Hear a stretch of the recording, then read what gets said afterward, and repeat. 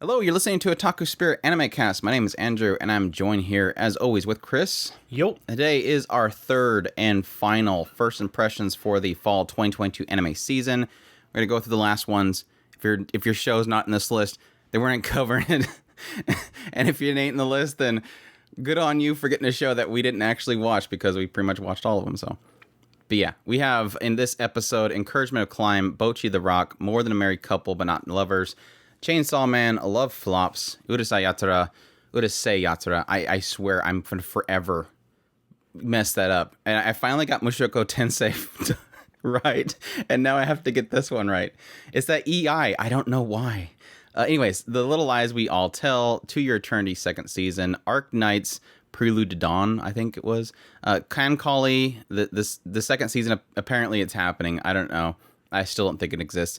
My Life After I Became a Dummyhead Mike, Romantic Killer, and Bleach. We'll leave Bleach at the very end because it's like, 300 episodes in or something? Yeah, something like that. So that'll allow us to actually talk about it.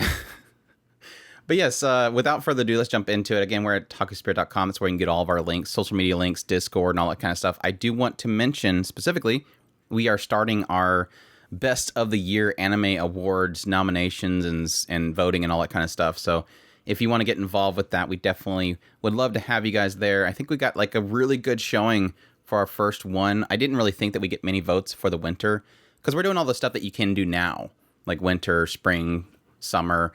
And then as we go closer and closer to the end of the year, we'll actually get into the stuff that's going to actually be affected by shows in the fall. So everything gets a proper due. But yeah, it's been a lot of great stuff going on there. Again, as usual, great community of people there to talk to about anime. If you love anime, it's the community for you. And additionally, a special thanks to Ida for actually handling the Anime Award stuff, so I don't have to. But no, a big shout out to Ida. So, but yeah, with that said, let's jump into things. We also have all of our links to support us as well at otakuspirit.com, like our Patreon, some tip links and all that kind of stuff. And we appreciate everybody that does support us to help us do stuff like this. So let's start. Let's go into it. We have our first one is Encouragement of Climb Next Summit, which is Yama no Musume Next Summit. Streaming on High Dive, running for 12 episodes, done by Studio 8-Bit. Sources of manga, the genres are adventure, comedy, slice of life. And the director on this one is the same one that's worked on the other seasons, Yusuke Yamamoto, who did Skip Beat and Haibane Renmei. So, good stuff there. But yes, for those who don't know, Encouragement of Climb essentially focuses on Aoi. And Aoi at some point ends up running into her childhood friend Hinata, who at a long time ago when they were younger, she kind of forgot about it. When they were younger, they went out and they went to this one summit, and there they kind of made a promise to each other that they were going to one day go hiking together again, but then they kind of became separated, and then at some point again, Hinata does end up running into Aoi again and said, oh, let's go hiking together, and yanks her out, and they go out hiking together again. So it's kind of Aoi realizing that she had this friend that made a promise with a long time ago, but then being introduced into the world of hiking. So Hinata, her father basically is really into hiking, and so that kind of passed on to her. Aoi is kind of not really a shut-in. She's kind of just enclosed in herself. She's very much an introvert. She doesn't really speak to many people. She's much to herself. And so she's now having to learn how to get out there. Yes, it builds some endurance and everything. And she just rediscovers the love of hiking itself through Hinata. And then over time, they run into a bunch of different girls, and they all go out hiking together. So, and they're big, of course. Their big in-game focus is Mount Fuji. At some point, they attempted it. Now we kind of failed, but she really does want to climb Mount Fuji. That's like her thing. But yes, for those that don't know, unfortunately, 5 episodes, I think it was 5, maybe it was 4. I think 4 episodes, or 4 to 5 episodes of this, I think it was 4 episodes. 4 episodes of this was recap. So they pretty much went through all of the first, second, third season. And that kind of works out because obviously the first season is literally the length of an episode, because they started out very short episodes. And then in second and third seasons, they kind of increase it to 15 minutes per episode. And then with this season, they're going to do full length episodes. So they kind of wanted to get everybody recapped the story before they got into the new stuff, which is unfortunate for us because we've already watched it. I enjoyed rewatching through it. I kind of went at, faster speed just so I can get through it and recap myself on what all happened. But the big thing there, obviously, is that we're getting in the new stuff finally. And so we don't have too much to go based on with this next season because we just got a new episode, which is kind of unfortunate. But I will say that rewatching through the old series really did kind of re-spark my love for the encouragement of climb property itself, because it's always been one of those, like, yes, it's kind of cute girls doing cute things, but it's got subtle drama beats in there and stuff that are really fantastic. I mean, I got a little chuckle when I ran into the part where, well, it was essentially the last season, which is the part where Aoi and Hinata kind of find themselves grouping up with different people, and so you have a little bit of a jealousy thing that's happening there. It's like, oh, you cute little scams. It's a lot of fun. But going this next season, with the episode that we actually got, it essentially has Aoi kind of wishing that she can get back into hiking, but it's in the winter season, which is a little more dangerous for them to go out and do hiking because a lot of the mountaintops and stuff are obviously frozen and stuff. So she kind of is a little bit nostalgic to the idea of, I really want to go out and hike again. I really wish I could do that. And at some point she ends up getting roped into the mountaineering club, which is run by Koharu. She's an absolute dork, but the club itself, it kind of gets a little bit in the idea that everybody kind of does, mountain climbing, hiking, whatever, for different reasons. And that was really what it felt like they were hitting on with that episode, is this idea that with Koharu and the mountaineering club, they're all about numbers. They're all about, getting yourself super fit, hitting the planning your trail. It basically talk about every month they'll do one hike trip, and the rest of the month is basically them preparing. They'll get their route set up, their equipment set up, and it's all to the sake of, apparently they have actual inter-school competitions, which is kind of surprising for mountaineering in Japan, but apparently these schools will compete, and it's all based on, everything they do during the hiking trip itself, so they have a lot of planning around that.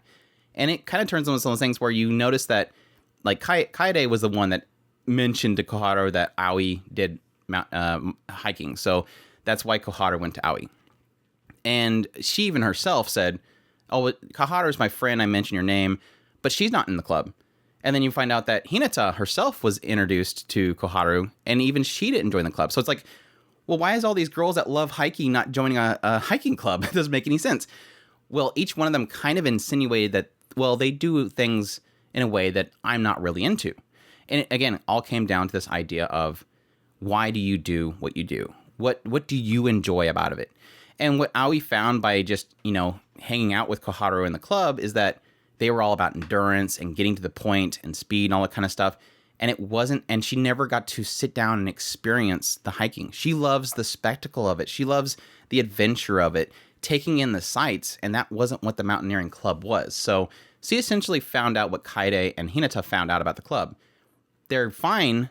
They enjoy it the way they enjoy it, but it's not how I enjoy hiking and mountaineering and all that kind of stuff. So it definitely has me kind of intrigued as to the rest of the season. It does feel like they're kind of stepping up the concepts of what they love about what they do, which definitely will get into more of the characters and what really drives them to do what they do. So I'm really looking forward to more of this. It was really fantastic. So as always, I absolutely love the series, and I highly recommend it. It's one of those things where it's unfortunate that the previous seasons isn't available. I don't even think it's on Crunchyroll.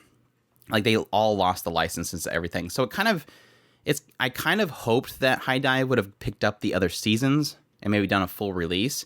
But I think what High Dive is expecting is, since this does have recap, which if you don't have other options, it's fine. I do highly recommend checking out the old seasons and watching through from the very beginning, just because they're cutting a lot of content, especially with the later seasons, to fit it in a single episode. Especially when you think and consider, 12 or some episodes. I think some of the seasons were actually 20 or something episodes. They're long. These aren't short seasons, and to fit them in a single episode doesn't work. So you are missing a lot of nuance and character development and just the experiences they go through and the challenges they face, because they're trying to skip all that stuff just to get the character beats, so you're missing a lot of that stuff. So I do recommend, if you can, to go watch the previous seasons. Don't watch the recap episodes. But if you have no choice, yes, go ahead. Watch Next Summit and just that be it. And you can get the whole experience of all the characters and everything, just not the full depth of it. So, sorry, did you want to talk about the show? I didn't actually get a chance to watch it. It was a fall through the Chris. crack. Shun. Shun. It's one of those that, because of the fact that it was recap, I was intending on going and catching the next part when it came out, and just reasons, it slipped through. So yeah, I love it as it is. So I know that I'm going to love the next part. So sure. Just based on past experience, you can highly suggest it, right? Yeah. It's like it never gets bad. Like, and that's the other thing. It's like it seems like the quality always goes up with every season. This season, I will say, I wasn't sure if the quality was better. Like, if there was some shots that were really good, but it really felt like some of the animation was a little bit less than usual. So I'm not sure at this point. We'll see as it goes along, but I'm very mixed on if I like the newer style they're going with this. It's the same studio all the way through, but it seems like they always kind of change the style a little bit when they go to another season. And right now, I'm not sure if I'm okay with that or not, because they were always good at like the attention to detail and stuff like that, the equipment and stuff like that, putting on boots and stuff. It was like this little extra flair that they gave to really kind of give detail to the world itself. But yeah, I'm also looking forward to a lot of the characters. I forgot how goofy Kokona was. Kokona's like, why does she have so much energy? Like, this girl looks like the cutesy, like, prim and proper girl, and she always has like a dress on and stuff, and she's always the one that has like the most energy. So like this whole situation where Aoi was trying out the club. Again, they were doing an endurance run, so they had to run from the school all the way to this one hiking trail, up the hiking trail. And just before she got to the hiking trail, she runs by Kokona, and Kokona just drops what she's doing and starts running alongside Aoi. And then Aoi goes up the trail, and Kokona just keeps running in that direction. And like, this girl just has too much energy. She's always been the weirdest little trip in the series, is how, I don't know, super energy this girl is. And you would figure that she's like the daughter of some rich guy or something like that. She just seems like that little, like that treasure that needs to be protected, but she's not, which was always fascinating. So yeah, love the characters. Hinata and Aoi, I just absolutely adore the two of them. They're too precious. So it's kind of one of those ones where it's kind of like a mixture between a cute girls doing cute things. It's kind of like a Eurocamp. If you guys like laid back camp and stuff, you have to watch this show, because it has that feel of adventure and the troubles and equipment and all the stuff you face. It doesn't get too like super deep in it. Like, we don't have like laid back camp levels of like suddenly twigs are talking about how to make a campfire. It gives a little bit of detail about what they're doing, but nothing like super over in depth. So you're not going to get spreadsheets. The most heaviest drama that they had was what Andrew had mentioned earlier, where they were getting a little bit jealous of one another. And yeah, that's the closest thing to heavy drama that you're going to get in this show. It was super cute too. Yeah, it's an encouragement to climb. Next Summit, highly suggest the series through and through. Bocchi The Rock is our next one. We have it's streaming on Crunchyroll, running for 12 episodes, done by Cloverworks. The source is a 4-comic manga. The genres are slice of life comedy. And the series composition and script worked by Erika Yoshida, who did Tower of God and Trickster. So, but yeah, this one opens up with Hitori Goto, who is an introvert. And it kind of shows how, at school, everybody would kind of gather together to do different, activities together. And she was always kind of there wanting to speak out, but the words never came out. She's definitely kind of like that, afraid of speaking out or feeling that some people misunderstand her and stuff like that. So again, very much an introvert. At some point, she's sitting down watching television, and there's an interview with this band. And one of the guitarists essentially says, yes, I used to be an introvert when I was younger, but then I got, I learned how to play the guitar, I got with a band, and that kind of got me out there. And so it's kind of this element of, even as an introvert, I found my way of speaking through my music. And this kind of gets Hitori really excited, like, Dad, can I borrow your guitar? You just have a guitar, right? Because apparently her dad was a guitarist. He's like, yeah, I still got it. And she's like, can I borrow it? And so she takes it, and she runs off to her room and starts learning how to play guitar. And this like skips forward, I think, like 3 years as she's learning how to play guitar. And this mindset is that she's going to get into a band in a club and all this kind of stuff just to get herself out there. And 3 years later, she's done nothing but learn how to play guitar. She's really good at guitar. And she started like a YouTube channel at some point as directed by her dad. And she's got tons of followers and everything, and everybody loves her music online, but she never really went out and did anything. She didn't get to do like, a school festival play or anything like that. So nothing's changed. And so finally she decides, I'm going to do some things to get attention from people. So she starts taking a guitar to school, thinking that people will notice her. Nobody really notices her. You get a sense of this idea that she really wants somebody to come to her and spark a conversation. And she never does the effort of going out and speaking to other people. And so she's just waiting. She's just sitting there waiting.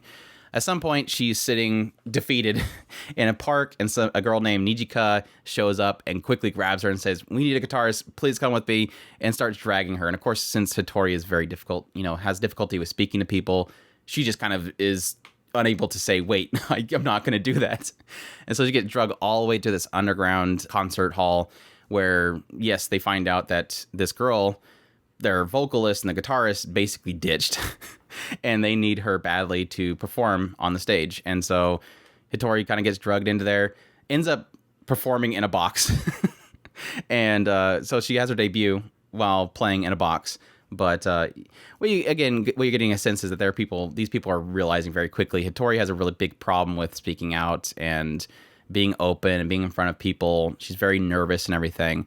But additionally, she really sucks at playing with other people because she's been playing by herself all the time, so she's not getting in with the rhythm of everybody else. So despite the fact of being very good at guitar, she just doesn't know how to play with others.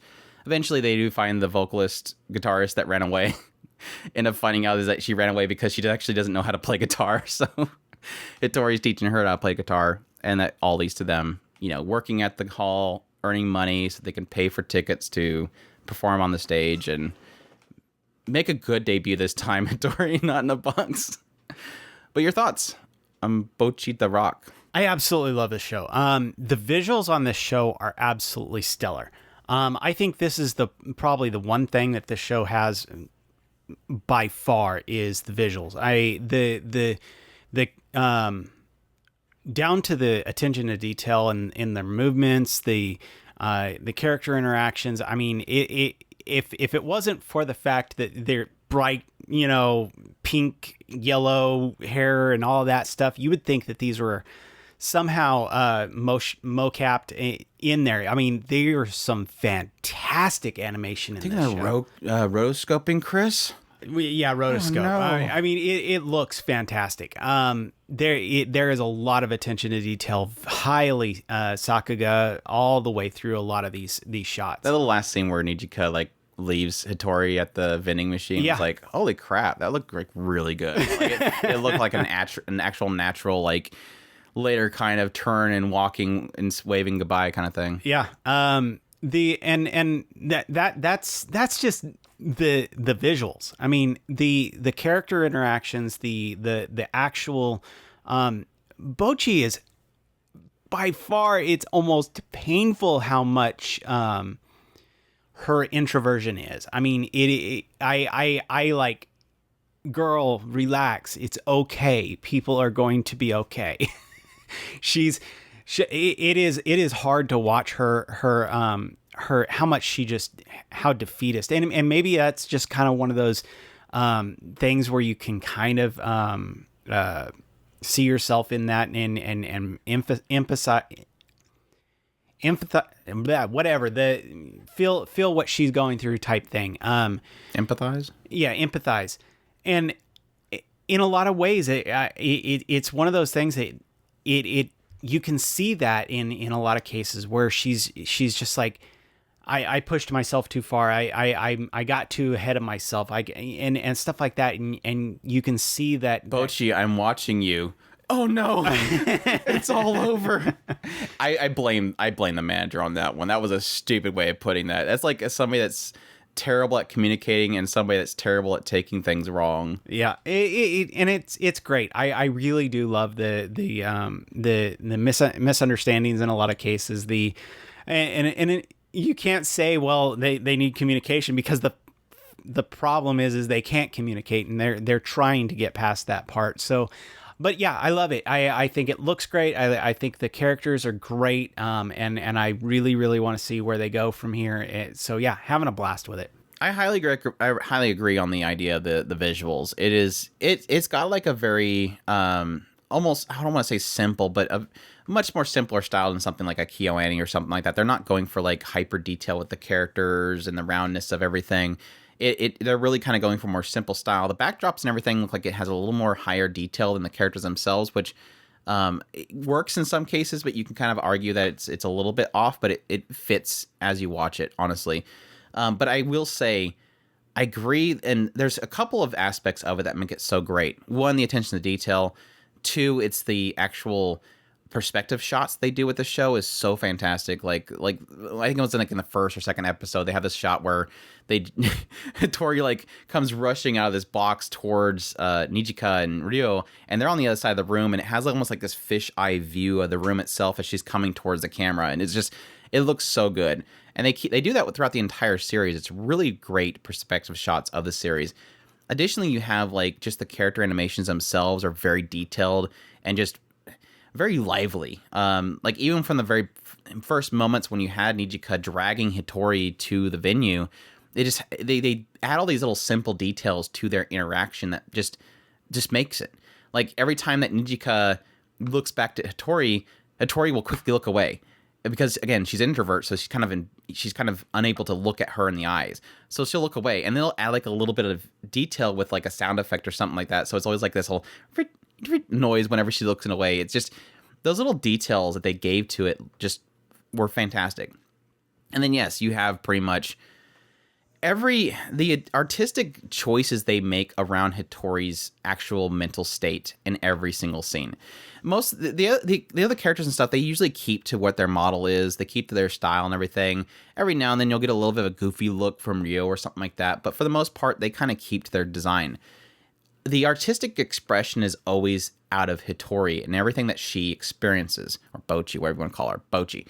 Bocchi, whenever she has some sort of issue, it gets super crazy with the animation. So like this recent episode where they were out trying to take pictures and stuff, at some point she realizes what they're going to be doing and she suddenly freaks out, plops on the ground, and she turns into like, I don't know, some weird zigzag art, just like fresh out of some weird art gallery or something like that.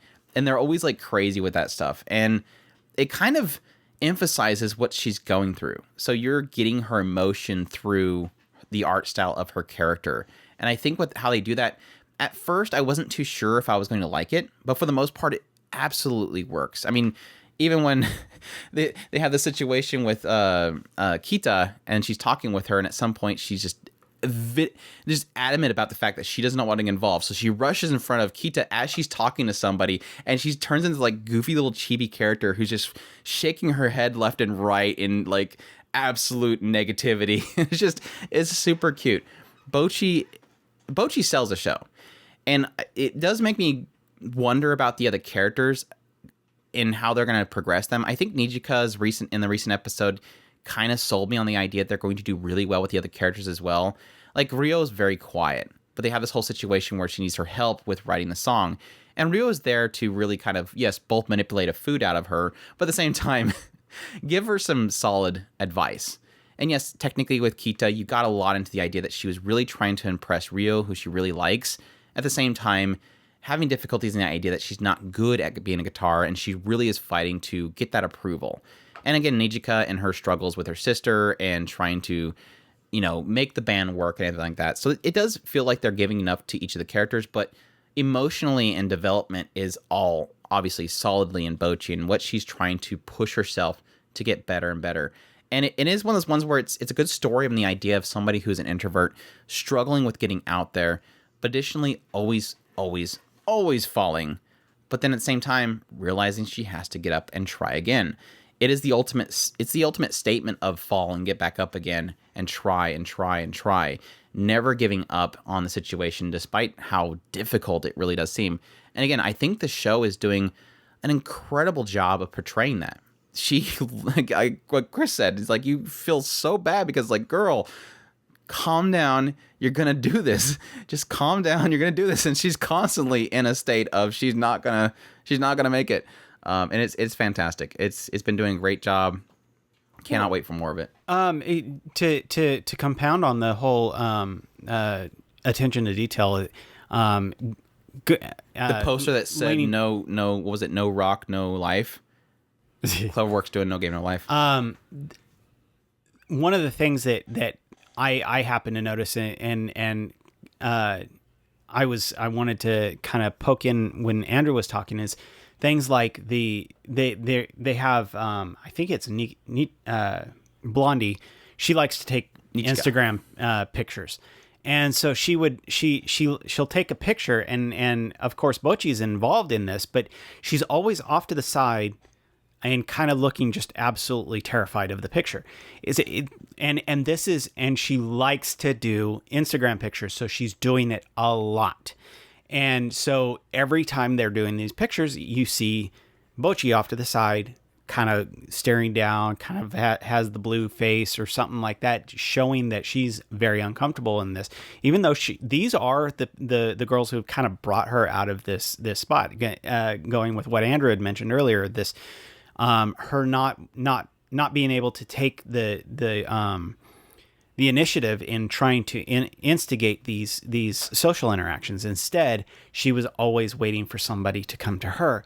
It's stuff like that is those little itty bitty tidbits that show her progression. And while she is still in this kind of defeatist mentality, she's actually starting to slowly, little itty bitty bits, taking the initiative in a lot of these cases. And that's one of the things that, like I said, I love the attention to detail. She's not in. I mean, they were doing the concert tryout today or recently, and then right afterwards, literally, she was overwhelmed. Let's just say that. And what the aftermath of that, and it's stuff like that. What, the dam? Yeah, the dam. the very long dam montage. But it's stuff like that this character is not over it right away. It's little itty bitty baby steps, and I just love how they're going through the process of slowly bringing her out of that. Yeah, I like the songwriting aspect was great. Not just the fact that she kept showing up with a sign that says, "I apologize, I'm useless, and I didn't finish my work," but just the idea of her being herself was the important aspect, especially to Rio, because her previous group decided to go with the norm, and she didn't like that. So it was kind of that push to her to make some extremely gloomy song. I love the idea of the gloomy song coming from a peppy, cheerful character. I just love that idea. Yeah. It's fantastic. I highly recommend it. If you're a huge fan of the series already, was really cool to find out that in Slow Loop, which is another really fantastic series that everybody should check out, there's technically a same producer between the two. I think it's actually the publisher between the two shows. And so was it episode 11 or something like that? They had a school festival or some point, or festival in Slow Loop. And on the stage was this group was Cosacabando. So I thought that was an absolute treat. So, and Bocchi was not in a box, so spoiler apparently. Right? Spoiler in Slow Loop. But yeah, highly recommend it. Really fantastic. Cloverwork, they just keep knocking it out of the park. So, yep. More Than a Married Couple But Not Lovers, or Fufu, Ijo, Koibito, Miman. This one is streaming on Crunchyroll, and for 12 episodes. Studio is Studio Mother. The source is a manga. Genre is comedy, drama, ecchi, romance. And this one takes place in Japan, so obviously, birth rates are really low.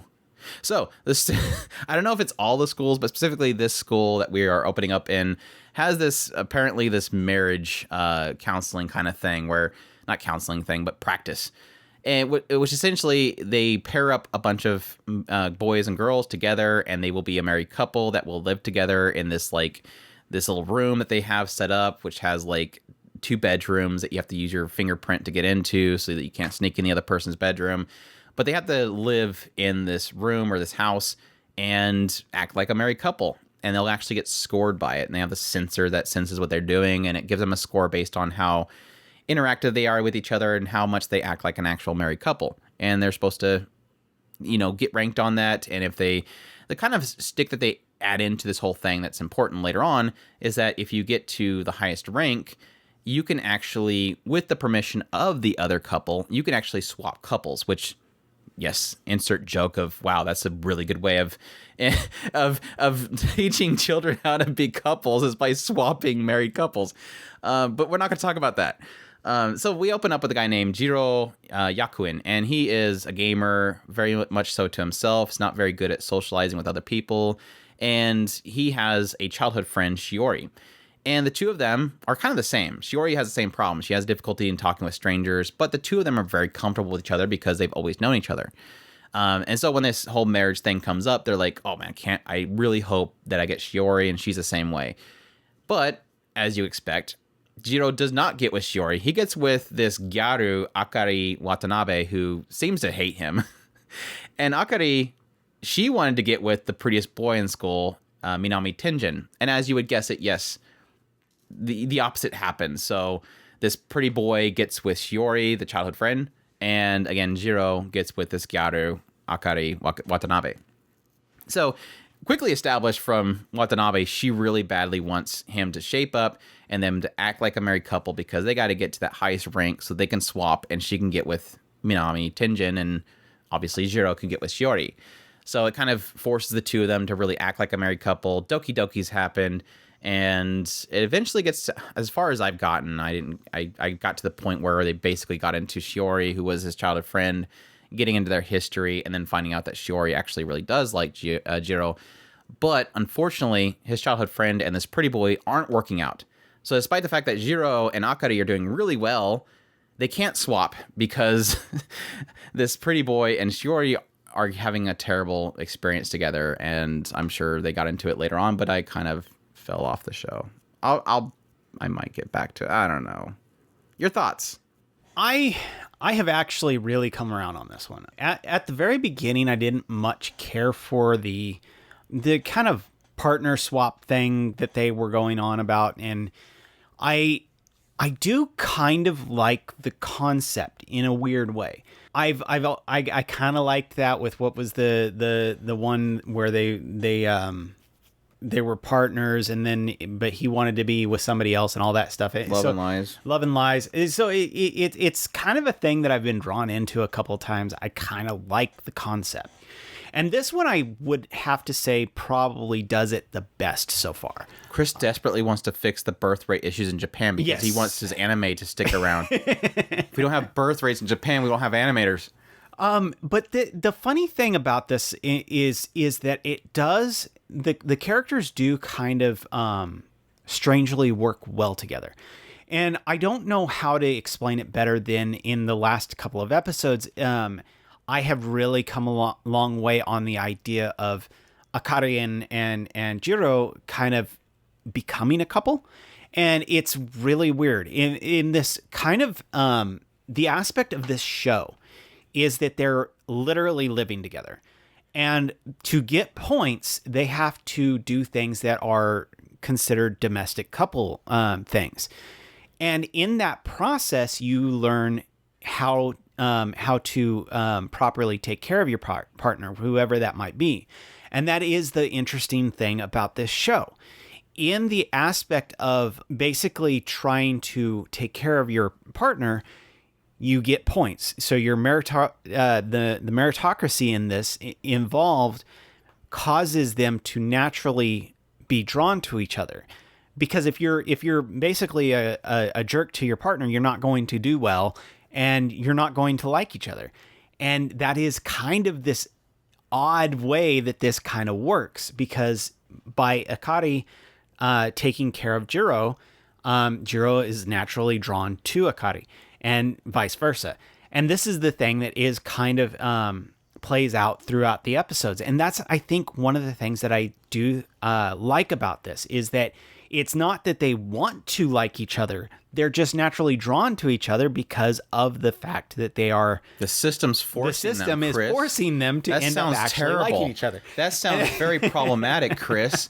So you say they're forcing the children to like each other. Exactly. That sounds problematic and shouldn't be allowed to be a story, Chris. But I'm sure there's an article out there somewhere of how terrible this is.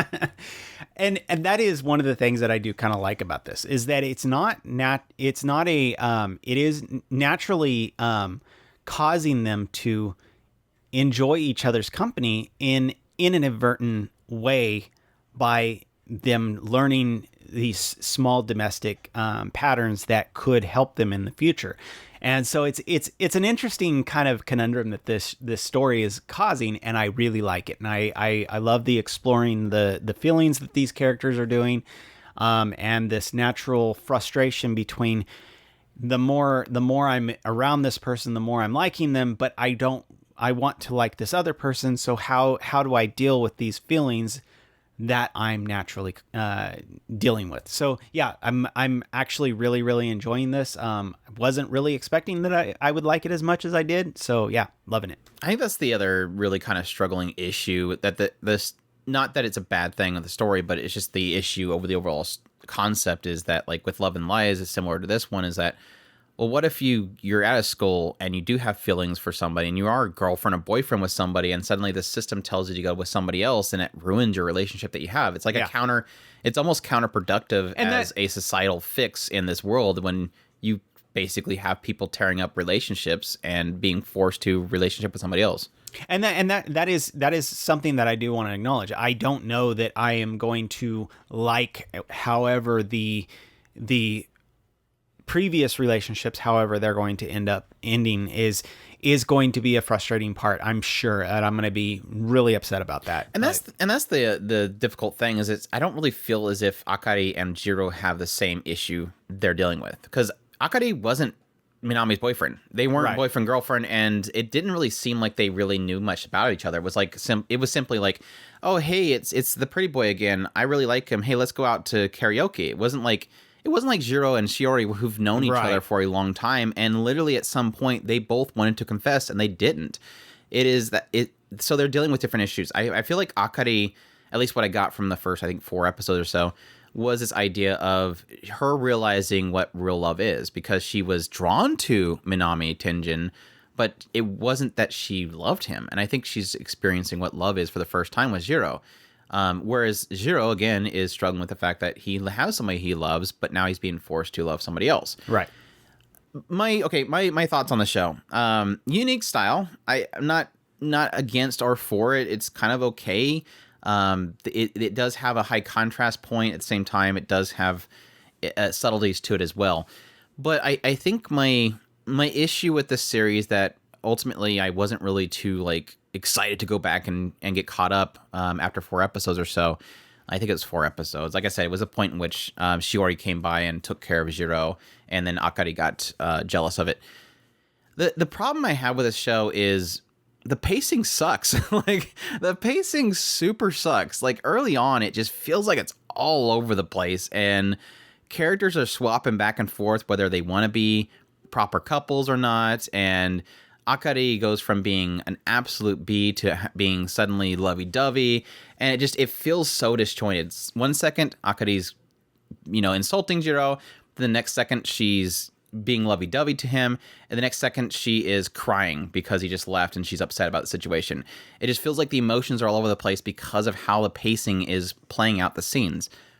I think once it got into again, 3rd or 4th episode, it felt like things started settling down, so I can see that things are kind of fixing going forward. But at first, I didn't like the characters. Jiro was this whoa, the movies in front of me kind of character, and I didn't like it. And then at the same time, Akari was just a B. I don't feel like I've gotten a good sense of the characters even within those first 3 or 4 episodes. The only thing I really got out of the whole series of episodes that I watched was kind of feel bad for Shiori. But at the same time, that's expected for these shows. No matter what, Shiori, I'm sorry, you're not going to win, because Akari is the cover art character. I'm immediately, when I see childhood friend in a show like this, I go, I'm not going to care. I don't want to care, because I know how it's ending. It's going to end with the Gyaru, with the main character, because obviously they're the 2 poster characters. But yeah, it was kind of interesting in the idea that early on it felt like Toradora, and the idea that these two have 2 couples, but they're kind of stuck with each other, so they're kind of working together in order to get the other side. But it was interesting to find out with the idea of, the fact that the other side wasn't really doing well. And I had a little bit concern there, as the idea of what's happening with those 2 characters? And I'm sure it eventually gets into those 2 characters. But I don't know, there's interesting points to this series. It's got a semi-interesting concept, but overall I'm kind of very, very mixed on this show. I can't really say if it's good or bad at this moment. It feels very... I struggle with I struggle with certain concepts, and at the same time, I struggle with the presentation. At the same time, I see interesting concepts there. So it's very much a mixed bag for me. So yeah, that's More Than a Married Couple, but Not Lovers. Interesting show. Interesting. So move on to Chainsaw Man. This one's streaming on Crunchyroll. being done by Studio Mappa. The source is a manga. The genres are action, supernatural.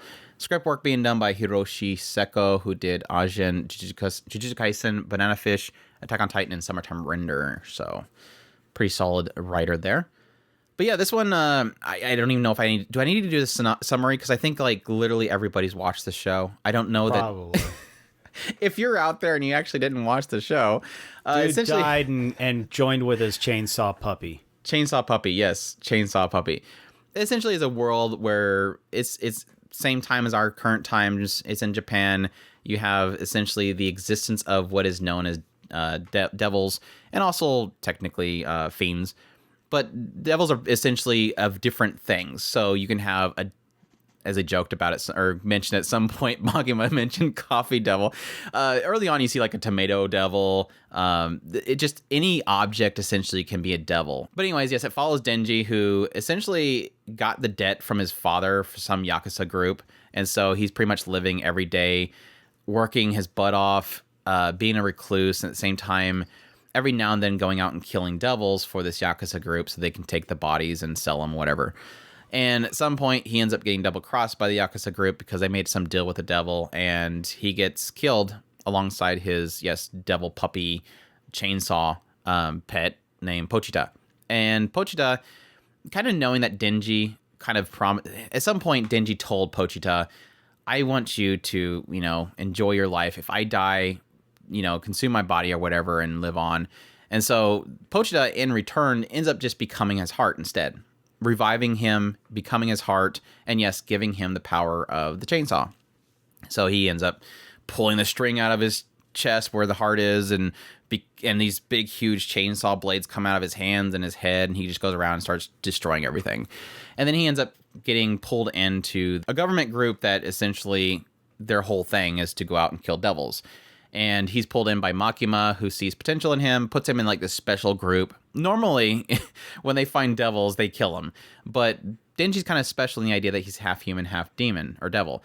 So they kind of pull him in and put him in the special group where, yes, you have Aki Hayakawa, who seems to be normal human. And then you have Power, who's a fiend, which is somebody who is... the only thing that makes them distinct as a devil is that they have a head of some sort, and so she has these little horns which basically make her a devil. She used to be a blood devil. And so Power, Denji, and Hayakawa end up going out and killing devils and all that kind of stuff. But so far what we really had is the introduction of all the characters, at some point having Denji tricked by Power to go out to this bat devil. They kill the bat devil and all that kind of stuff. So your thoughts? I only got a couple of episodes, or I don't even think I finished the second episode. It's fine. I didn't expect that I would much care for it. I wanted to at least say that I watched or I tried it. I didn't really find anything that really kind of captured me. I mean, Power is absolutely nuts. That's about the only thing I got out of the first couple of episodes is Power is kind of funny. And if I watch it, it'd probably be because of Power. But when it comes down to it. And she doesn't flush. And she does. I heard about that. The concept is moderately interesting. I mean, I kind of wanted to see some kind of a faction setup. I mean, I guess I got the first introductions of that with the special protection force or whatever. So I guess maybe it'll start to play out and build up from there. But as it stands right now, I think it looks freaking crazy, pretty good. I mean, pretty good. They hide. It's all right. There's the every once in a while I would start to see a lot of the CG, but they blend it really well, so it does hide well. But yeah. Overall, it looks pretty good, for sure. Outside of that, I'm sure that the story kind of picks up at some point. I'm sure. I think The factions around the CGI is so old at this point. I don't even care to talk about it anymore. Like, yes, early on, I point out the fact that yes, it looks really good. Mappa's doing a really good job of it. They're going to use CGI, unfortunately, and if they're going to use CGI, they're doing a good job of hiding it. And it's just like you have the faction of people that just absolutely hate Chainsaw Man because, oh my gosh, I cannot believe Mappa's using CGI. Then you have the people that are like apologetics to it, like, oh, well, most people don't realize that some of it's not even CGI and they're thinking it's CGI. It's like, I don't care anymore. I want to get out of this conversation. I think it looks fantastic visually and directing wise. So many fantastic shots, the backdrops, everything just looks absolutely gorgeous. They're doing a fantastic job of just putting together each shot. Each shot is literally a wallpaper. Now, yes, I agree. I don't like whenever I do see Denji and it's obvious that he's CGI. It looks awkward and it makes it just yuck. It's yuck. But putting that aside, a lot of the fight scenes are just fantastic, and they just take the manga to another level in the idea that most of the action scenes are significantly longer than the actual manga itself, because I'm kind of going back and forth between the manga and the show itself, because I noticed early on that they cut an entire scene in the first episode. So I was kind of curious as to, well, not the first episode, but second episode. I was kind of curious as to see if they were going to skip anything else, but they're actually adding to a lot of the combat sequence. I've seen one scene that was already added additionally behind the combat sequence, but it's doing good. I think the thing that I kind of came out from when I watched the show early on was that I was going, okay, it looks good. Aside from the CGI, the fight scenes were great. I wasn't sure what was going to be the actual hook besides this is super awesome and violent, because that's not enough for me. Super awesome, violent isn't enough for me.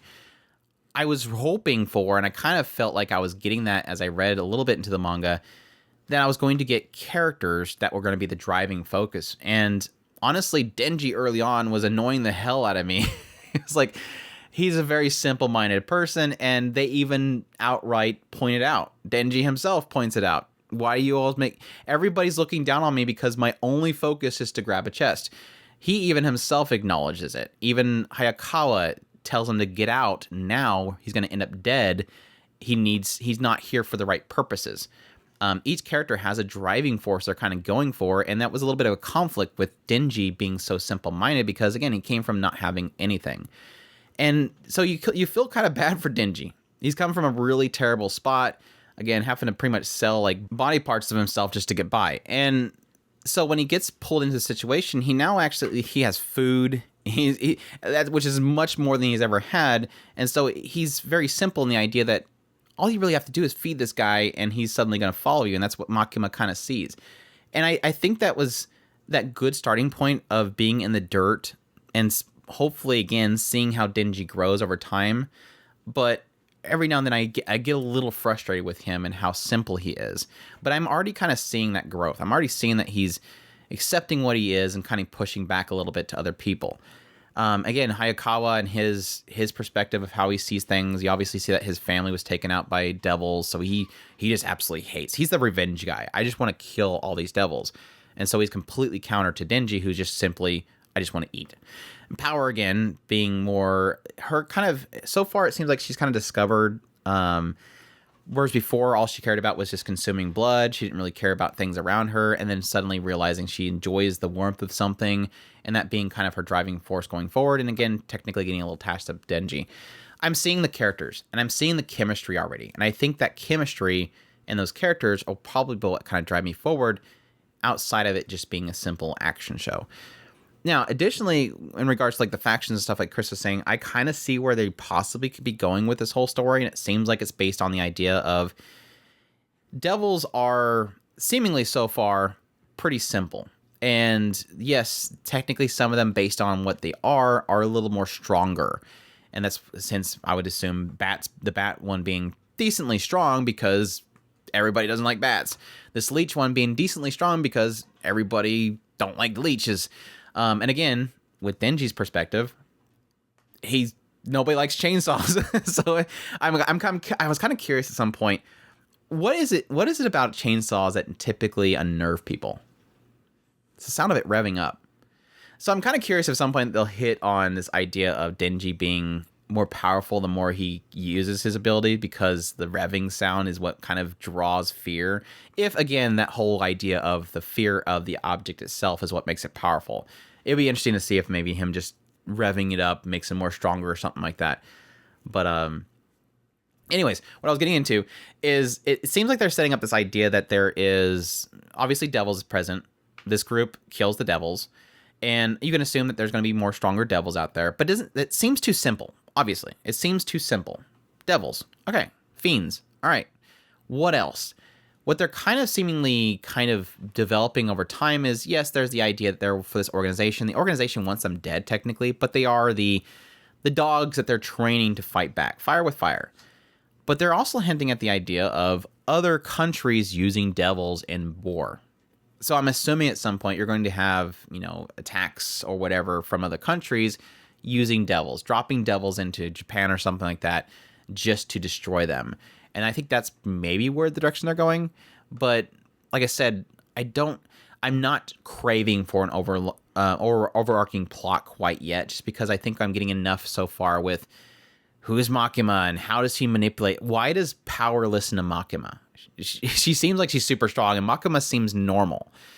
What is Makima? Is she somehow a half demon or half devil? What is her ability? It seems like it's indicating that she's just very manipulative. But what is her power? How does she control people? And why does everybody listen to her? And what can kind of build into going forward? And again, this idea of the Misfits group of fiends and half demons and devils and stuff like that. And Kon. So yeah. That's my thoughts on Chainsaw Man so far. But yeah, check that out if everybody's checking it out. So. Right. There you go. Anime of the year. It will probably be, no doubt, Chainsaw Man will be Anime of the year for Crunchyroll. It's the fall show, and everybody's already freaking out about it, so we'll see. Let's move on to Love Flops, or Renai Flops. This one's streaming on High Dive, running for 12 episodes, being done by Studio Passione. The source is original. The genres are comedy, romance. The director is Nobuyoshi Nagayama, who did My Girlfriend is Shobi, Are You Lost, Life Lessons, and Smile Down the Runway, Happy Sugar Life. The writer is Ryo Yasumoto, who did Steins Gate Zero script work. So, there you go. This one opens up with a guy named Asahi Kashiwagi, who he wakes up one morning to his annoying alarm clock AI system thingamajiggy, goes in the living room, makes his food, watches this news report. At some point, they have this fortune-telling segment, which he's like, I've never had a fortune-telling segment. And they point out specifically his birthday and say like a bunch of key words that he should look out for during the day for his fortune. And it's like staircase, dog, train, and robot, I think it was. Yeah, robot. And so he goes out and keeps running into different girls throughout his travels to school, and they all kind of correlate with those key words. So he goes down some stairs, and then suddenly out of nowhere, this girl comes flying down the stairs and scissors him in the face. You have a robot showing up with some girl's bra, and yeah, a dog on one. It was a boy though, so it's okay. But yeah, he ends up getting to school, and then kind of find out all these girls that he ran into. One of them is his teacher, and the other are all transferred. They're all transfers from different countries, including the teacher. But yeah, they're all transfers to his specific class and everything. And then kind of find out even after that, he kind of tries to fix things up with each one of them because they all kind of got a bad first impression of him. And so he goes to each one of them and tries to explain things to them, and they all kind of agree with it. Then eventually he gets a love letter to go out to some tree, and this one girl, Aoi, shows up, and oh, by the way, he's got her pantsu in his hand. He thought it was a napkin. And then that kind of transitions to them all showing up at his house. That his father left him a message saying that, one of these girls can be, or boy, can be your bride or groom, and you're living with all of them. And so he has to live with all these girls. And oh, by the way, his house has been upgraded, so they all have rooms and everything. And yeah, they all, for some reason, want to marry him. They've all came all the way over here just to marry him. And it kind of hints with each one of them as it goes to each one of them that they all have some brief glimpse of him in their past. So we'll see how that turns out. The AI is behind it all. I know it. The AI is doing it all and acting like the message was from the AI for sure. Anyways, your thoughts? I think it's goofy fun. It really is. And when it comes down to it, I haven't seen anything deep per se. Just pretty much whatever excuse to get a goofy moment in with all these characters. So far, pretty much, yeah. The Tengu mask is probably about as crazy. That was the funniest part. That was the funniest part. But yeah, it's been relatively simple. As far as just whatever kind of goofy hijinks that they can. I mean, a lot of the girls are very sweet, and I can see a lot of their moments. Each one of them having these kind of just soft. See what I did there? Soft moments in each one of them. And so far, they're taking their time getting to each one of these characters. It pretty much looking like they're doing a character per episode right now.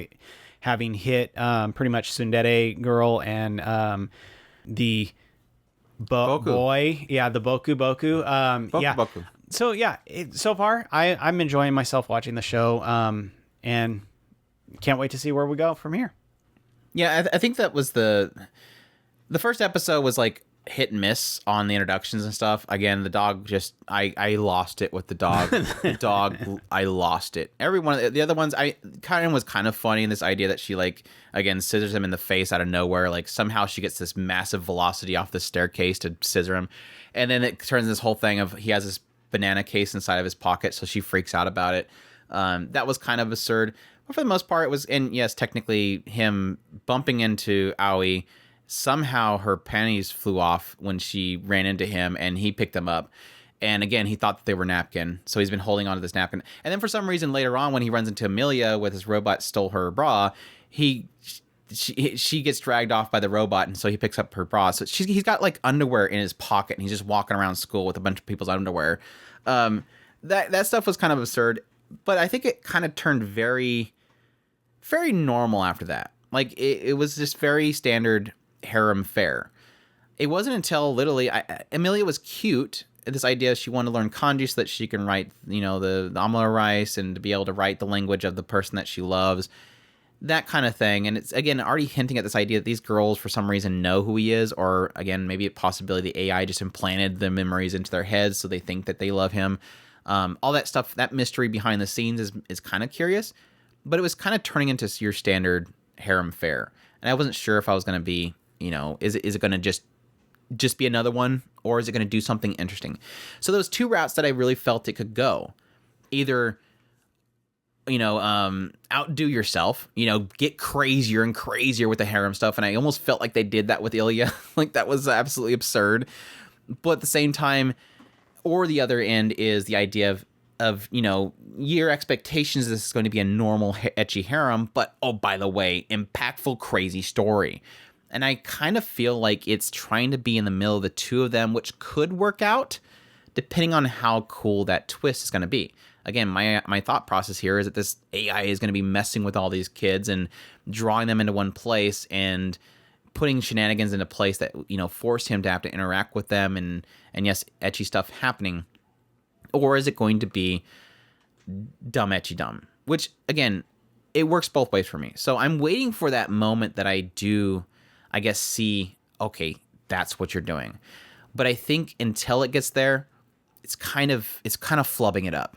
Like, it is one of those ones where if somebody starts watching the show, yes, they'll laugh at the dog scene. They'll laugh at the, the fact that he's got a bunch of underwear in his pocket. But at some point, you get lost. I think even with Amelia, as much as that was cute, it wasn't that great. And again, it wasn't until maybe Ilya where you're like, holy crap, this is just nuts. I cannot believe they're doing this.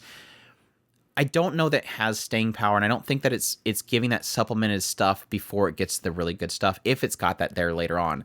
I don't know. It being original, there's nothing really to go by here, but just to wait and see what kind of comes out of the show. But that was a bad choice of words. I'm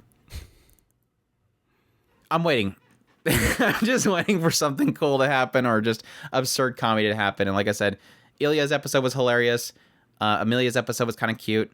There's enough for me, but I think for most people, it might not. It might just be, oh gosh, this is another ecchi harem. I don't care. Walk away. And I think that's kind of unfortunate that it didn't hit heavy and hard early on for all that stuff. So I'm just gonna walk away. I hate that every word that I use, I think could be taken bad. Love flops. Check that out if that's interesting to you. It's got a good art style. I love the character designs too. They're super cute. Moving on, we have Urusei Yatsura. This one is streaming on High Dive, running for 23 episodes. It's scheduled to have 4 cores with 2, actually a break after this first 2. So we'll be running into winter. They'll take a break, and then they'll come back for 2 more cores, apparently. It's being done by Studio David Productions. Sources of manga. Genres are comedy, romance, sci-fi, supernatural. Director is Yasuhiro Kimura, who did 3 Leaves, 3 Colors, and JoJo's. And the creator, of course, is Rumiko Takahashi, who did Inuyasha, Ramen 1/2, and Maisen Ikkaku. Now, the interesting thing behind this is like a 44-year-old manga, so keep that in mind first and foremost.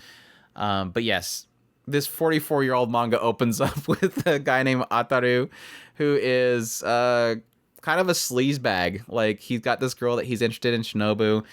He's trying to get with her, but all the time she's like fed up with him because every time they're hanging out, he's just looking at other girls. And yeah, sure enough, like right at the very beginning, when she's yelling out about this, he literally looks at another girl. Dude's not very faithful at all. And at some point, he gets confronted by his family and the government, and they are like, hey, dude, aliens are invading right now. And by the way, they've decided that they're going to have a competition with the humans. If this one randomly selected person through this random computer system can defeat them in this duel, they'll just leave. But if the humans lose, they're going to invade the Earth. And Ataru was randomly selected by this system. So he's confronted by the king of the aliens, which is this Oni-looking guy. And he's like, yeah, you're going to play a game of tag. And it's going to be with my daughter, Lum. And Lum shows up, and immediately Ataru's like in love. Which I don't know why he's never again after that. Right? It's like he got the best girl. He's got that stupid 44-year-old manga. He's got this thing where he wants to be with every woman except for the one that he says that he wants to be with, and the girl who's like practically throwing herself on him, he doesn't want her. So stupid 44-year-old manga. But no, so they have this competition. So it's like, I think it was like a week or something like that. He had to catch her or 9 days, something like that. And so it's going like all the way to the very end. And like the last night, he's like, literally, I was going to be the hero that all the girls were going to be wanting to be on because I saved the Earth. But now I think everybody's just going to hate me because I failed to save mankind. Shinobu gives him a little bit of a push by saying, if you win tomorrow, which is the last day, I'll marry you. And so he's like super pumped up, jumps out there to the battlefield once again to have to capture Lum, and he's supposed to touch her horns. And he's just yelling about how he's going to do this, he's going to get married, and he's running around, and eventually he grabs her bra and uses that to kind of entice her top. Use that to entice her, and then he's able to jump onto her and grab the horns, and he wins while yelling, I'm going to get married. And so yeah, Lum goes, all right, I'll marry you. And he's like, wait, what? So yes, Lum decides to stay on Earth and try to, and always thinking that Ataru is her husband, and he's always running off trying to get with other girls, and she super hates it. So that's kind of the deal early on. And then what they're kind of doing with this adaptation, apparently, from what I'm understanding, is that they're going to be going through, they're not going to adapt every single chapter of the manga. It seems like what they've decided with this readaptation, because it's been adapted once before. With this adaptation, what they're going to be doing is essentially early on hit all the main chapters where they're introducing characters.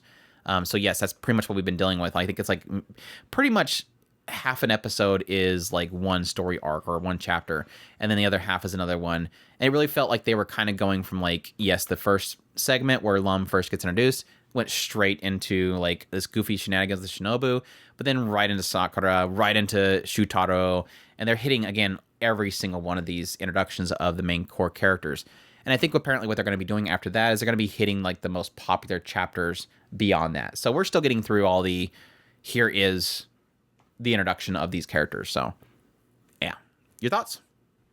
So far, I've been enjoying it. I absolutely love the nostalgia kick that I'm getting from the show. At the same time, just enjoying just going through a lot of these characters.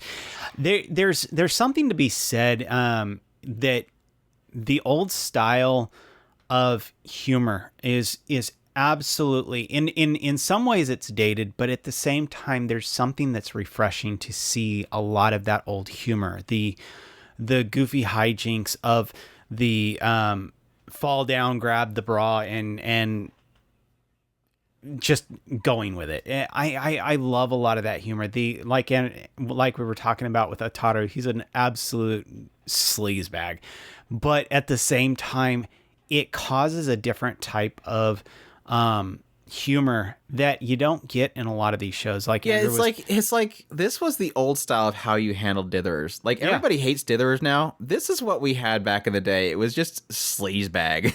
It was just person that wasn't indecisive. It just made sense in the idea that they're just a scumbag. Yeah, he just wants everybody. It's not about whether or not he wants the one that's throwing herself at it. He wants everybody. So it's one of those things that you love, that kind of goofy humor, and it's in some ways it's the a slightly more in your face kind of humor that's just out there. There's the slapstick that's involved with it, with Lum and her kind of electrical power, and a lot of the other stuff of Shinobu. When she gets mad, she's like throwing freaking tables everywhere. There's that absurdity in the just kind of goofy humor of these the chemistry, and I love that. It's a humor that while people try to capture that lightning in a lot of ways,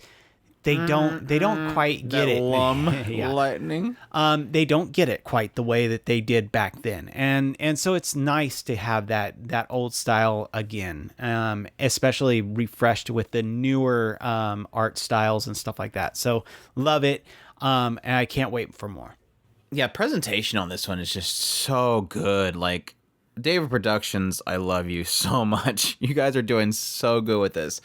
And again, it was something that we kind of experienced with things like Ushio and Tora and stuff, where it was like, you knew that they wanted to keep that old manga style to it, but they kind of just gave it a little bit of extra flair to kind of update it to today's standards. And I think they managed to perfectly capture that old style, but modernize it in some way to make it really pop for the day's standards. And again, visually, it's working out so well. Add into that just a fantastic cast of seiyus. Like, this show is full of it. Like, we have Araraki's seiyu is Ataru. We had Lily is Shinobu.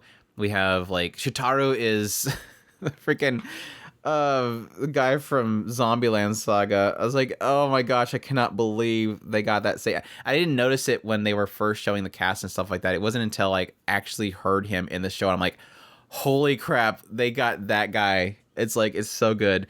The seiyus are just excellent. They chose it, and she is pulling off Lum so well. That verbal tick with Lum, like the moment she popped up on screen, the first episode, I was like, I'm in love with her again. Like, I'm in love with Lum the first couple seconds she's on the screen, and that's a sign that they just pulled her off so well.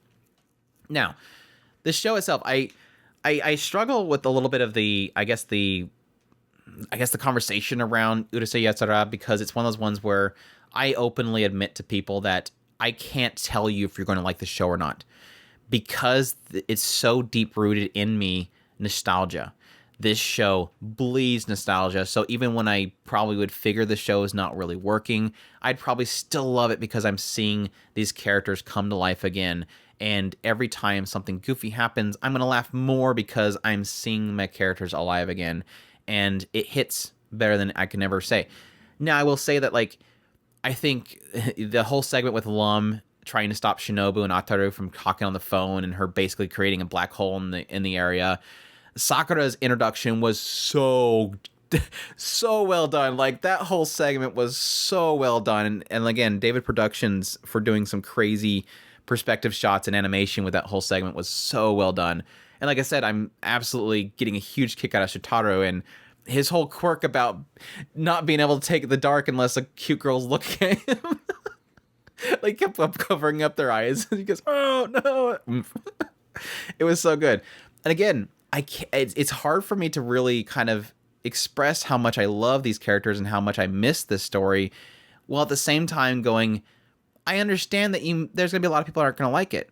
It's a 44-year-old manga, and so yes, it's kind of dated in the comedy, but again, it hits for a lot of us that really grew up with that comedy and really enjoyed that stuff. Now, granted, I wasn't there the moment it first came out or anything like that. I'm not that old, but it is technically a pretty darn old series. But I think it's weird that we have like almost this aspect of a lot of people coming back and being very hateful about Rumiko's style, and it's like, it's not really Rumiko Takahashi's style. It's just it's old, and so it's kind of a thing of its time. And I don't blame people for not enjoying it, but it's working for me. Like it's working through and through for me. Again, I'm getting a huge amount of laughs out of it. I have a lot of nostalgia for the series, and I think David Productions is just nailing it. They're nailing it with the presentation, the art style, the character designs, the animation, the seiyus. They're all. It feels like I can feel the passion coming out of this, and I think that's. I haven't really looked into a lot of the. I'm pretty sure there's probably some interviews out there, but I would love to look at some interviews on the seiyus and the team that's working on it, because I can see that a lot of people would probably have the same nostalgia for the series. This is something that a lot of people probably grew up with that are working on this project. So I can't wait for more of it. I absolutely love it. It's just, yeah, it's working for me. So there you go. But again, I'm gonna put the warning out there. It's a nostalgia glasses, so keep that in mind. The Little Lies We All Tell is our next one. Forenin wa Sorezore Uso wo Suku. This one's streaming on Crunchyroll. We're in for 11 episodes. The studio is Studio Flad. The source is a manga. The genres are comedy. This one opens up with a classroom, and we have 4 friends, and each one of them has a secret. We have essentially Sekine, who is pretty much the straight man in the comedy of this series. She is able to read other people's minds. She's technically an Esper. But specifically, she can read minds, and so she's able to read the minds of these other girls and knows the secrets of the other ones, except for one, which we'll get into. One she knows about is Rika, who is actually a lolly colonel from an alien force. And then we have Chio, she was a ninja that was coming to the school to kill like the principal, but then she decided to become a normal girl because of a cute hat that she found. And then there's the last one, which Sekine can't read their mind, which is because the last one is Tsubasa, who is actually a boy. And she doesn't realize it, but she can only read the minds of girls. I don't know why she wouldn't have been able to figure that out by now, because literally she probably walks past other boys and never reads their minds, but it's fine, whatever. Don't think too hard, Andrew. It's a stupid comedy. But yeah, Tsubasa is there because his sister basically bullied him into going to her school for her. So, because she wanted to go I think she wanted to go to this other school, which was somebody. But anyways, yeah, the 4 of them pretty much enjoying their school life, while Rika hides the fact that she is actually an alien and has to have bowel movements out of her ribbons out of her head. Shio constantly is doing ninja things and then hiding the fact that she's a ninja, or trying to fight back against ninjas that come to assassinate her. And Sekine is reading everybody's mind and freaking out about it. And Tsubasa's just there. So your thoughts? I don't know. I don't either. This is one of those things. Rika's great.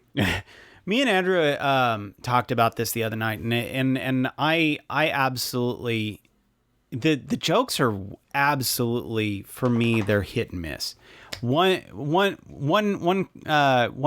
comedy routine will absolutely hit. Well, will pretty much hit, and the other one will just be okay. Can we move on to another joke now?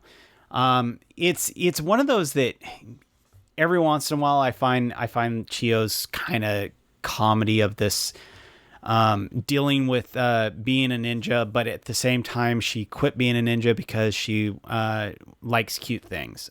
That was funny a couple times. Sakine is absolutely completely hit and miss for me, and this is one of those really big problems with these kinds of shows. Your straight man has to, if you're going to have a straight man, the straight man has to pull it off. And Sakine does not pull it off for me in just about any situation. I did get kind of a kick out of the whole suddenly she could read a certain character's mind because of other reasons. I thought that was kind of funny for a second, but outside of that, more than anything, Sakine does not work for me. Tsubasa, I found a couple of funny things in the idea of trying to fit in with the kind of girl thing. And then finally Rika. I think Rika is probably the funniest because her situations are the most absurd. But all in all, it's very hit and miss for me. Sometimes I'm having myself a little bit of fun watching the show. Other times I'm pretty much waiting for whenever the next joke is going to come. So yeah, overall, I'm warm on it. I'll probably keep watching it, but all in all, it's just there. I'm just always waiting for Rika to get back on the screen. That's literally. I think I might be forgetting something, but I think literally the only time I ever enjoy this show is when Rika is doing something and it's focused on her, whether it's her realizing that or thinking that one of the three of them is a mole and she's trying to figure out which one it is, or her changing the entire planet into pigs just to resolve an issue with Sekine not getting an extra thing on her plate. Yes, technically her having to pass gas and killing a ninja.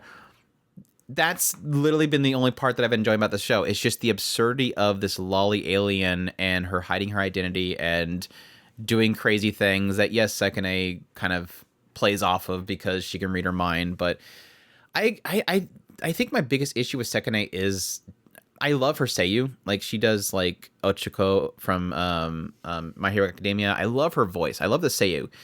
But I really don't like her in excited over-exaggeration mode. Like, her voice grates on me so bad. And I think that's partly why I just can't take her. But again, it doesn't really do the... There's a couple points where she does the straight man stuff really good. Like, the whole situation with Rika, again, trying to find a mole. It was really funny hearing Sekine going, holy crap, she's literally going to take us out. And everybody thinks it's a toy gun. And what am I going to do in order to cover up the fact that I'm here? That was really funny. Chio... shrug. I don't even know why she's in the room. Tsubasa, for the most part, shrug. I don't even know why he's in the room. So it really comes down to just Rika and Sekine reacting to Rika. That's been the only enjoyment I've gotten out of this series, and it's really kind of unfortunate. So, I don't know. If any, it's one of those things, comedy is subjective, so if the quirk there sounds interesting to you, that's the thing that's going to tell, go check it out or not. But that's just my perspective, and if people, agree with my taste, then... take that and go with it, but that's the little lies we all tell. I don't know. It exists. Check it out if you want. Moving on, we have To Your Eternity Season 2, or Fumetsu no Anata e second season. This is streaming on Crunchyroll, running for 20 episodes. The studio is Drive, which has replaced Brainsbase, who did the first season for it. The source is a manga. The genres are adventure, supernatural, drama, shonen. And the creator of this one, of course, is Yoshitoki Oima, who did Silent Voice, the original manga. But yeah, this one opens up in the original first season with this kind of being, this little petal that eventually, whenever it touches something and is kind of impacted by something in some way, it can then transform into that when it dies. So early on, this wolf comes by and dies on top of this pebble, and it turns into the wolf itself. Goes back to where the dog's owner is, which is this guy named Fushi, or they call him Fushi, which is this boy, and eventually that boy passes away and is able to turn into the boy, and that kind of continues on as it travels around. Now, the kind of idea, the grander story behind this whole thing is that this being that was placed upon this world was created by this beholder, and the beholder is this cloaked being that shows up every now and then to inform this being of what its goal is, which is to fight against these other creatures that were created by other kind of eternal beings called knockers.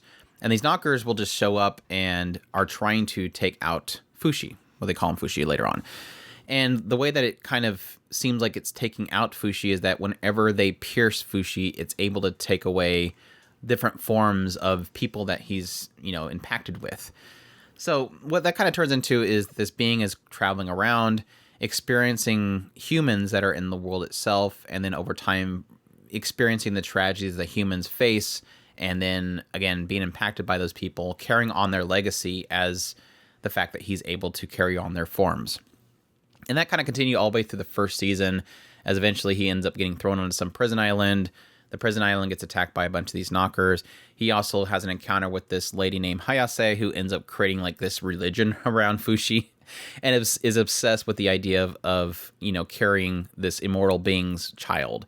And that transitions in the second season where we get like a huge time jump, and Fushi has been spending like 40 years out on some remote island trying to get away from humans, because he's tired of seeing the tragedies that befall the humans because he's near them and the knockers attack him and they end up killing the humans.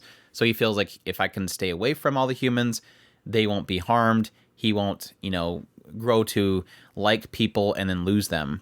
And so he feels that's the best way for him to avoid for a future pain. But unfortunately, as he's out there, eventually he comes, the beholder approaches him once again and says, just to let you know, the knockers are just randomly attacking different villages. And yes, I know you're out here, but it's not changing anything. So you might want to go back and take out those knockers. So this kind of forces him to have to once again go out to civilizations and try to stop the knockers from killing them. What he ends up quickly running into is this girl named Hisame, who is actually like the granddaughter of Hayase, this lady that created this religion. And Hisame kind of lets him know that, yeah, through my grandmother, they created this group called the Guardians, and the Guardians' sole focus is to both, worship Fushi as this immortal being, and additionally to help him in taking out these knockers. So you kind of get this, the past villain becomes technically the core of trying to help Fushi because he kind of impacted her in some way.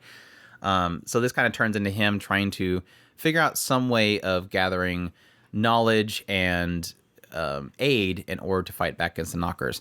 So we get quite a bit of a time skimp over time where Hisame eventually grows old. She has children. Those children take on the legacy left behind by Hayase, all to, again, support Fushi in his role. So, yeah, at the same time, one aspect that the knockers can do is that if they pierce a human, they can actually infect them with like this core that will then take over their bodies. Hayase, this one that created this religion, she was infected by one of them, was able to essentially control it, stop it from infecting her and taking over her. And that thing has been passed on to the generations as well. So Hayase is still technically around, but not really around, which bugs me because I really hated Hayase's character a lot. But no, this season so far, I'm mixed. I'm very mixed. Obviously, my original draw to To Your Eternity was the writer, Hoshitoki Oima.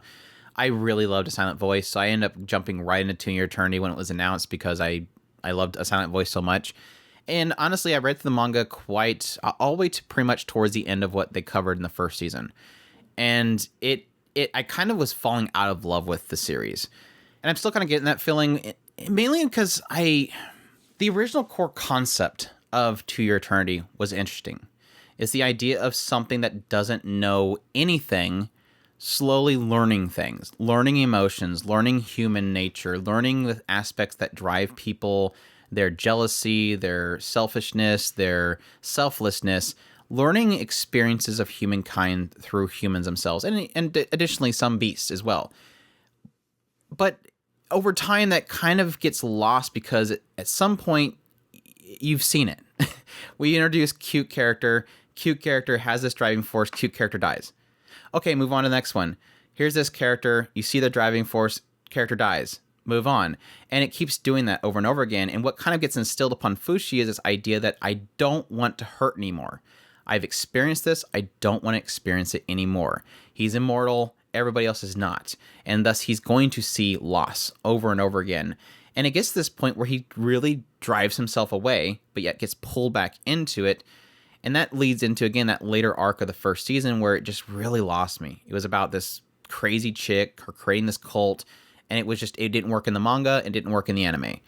So my expectations for the second season was both I kind of was hoping it would steer back into a good route and away from what was kind of frustrating me. And I think it's sort of doing that. It's presenting a bigger, grander story than just introduce character and let character die so that Fushi cries again.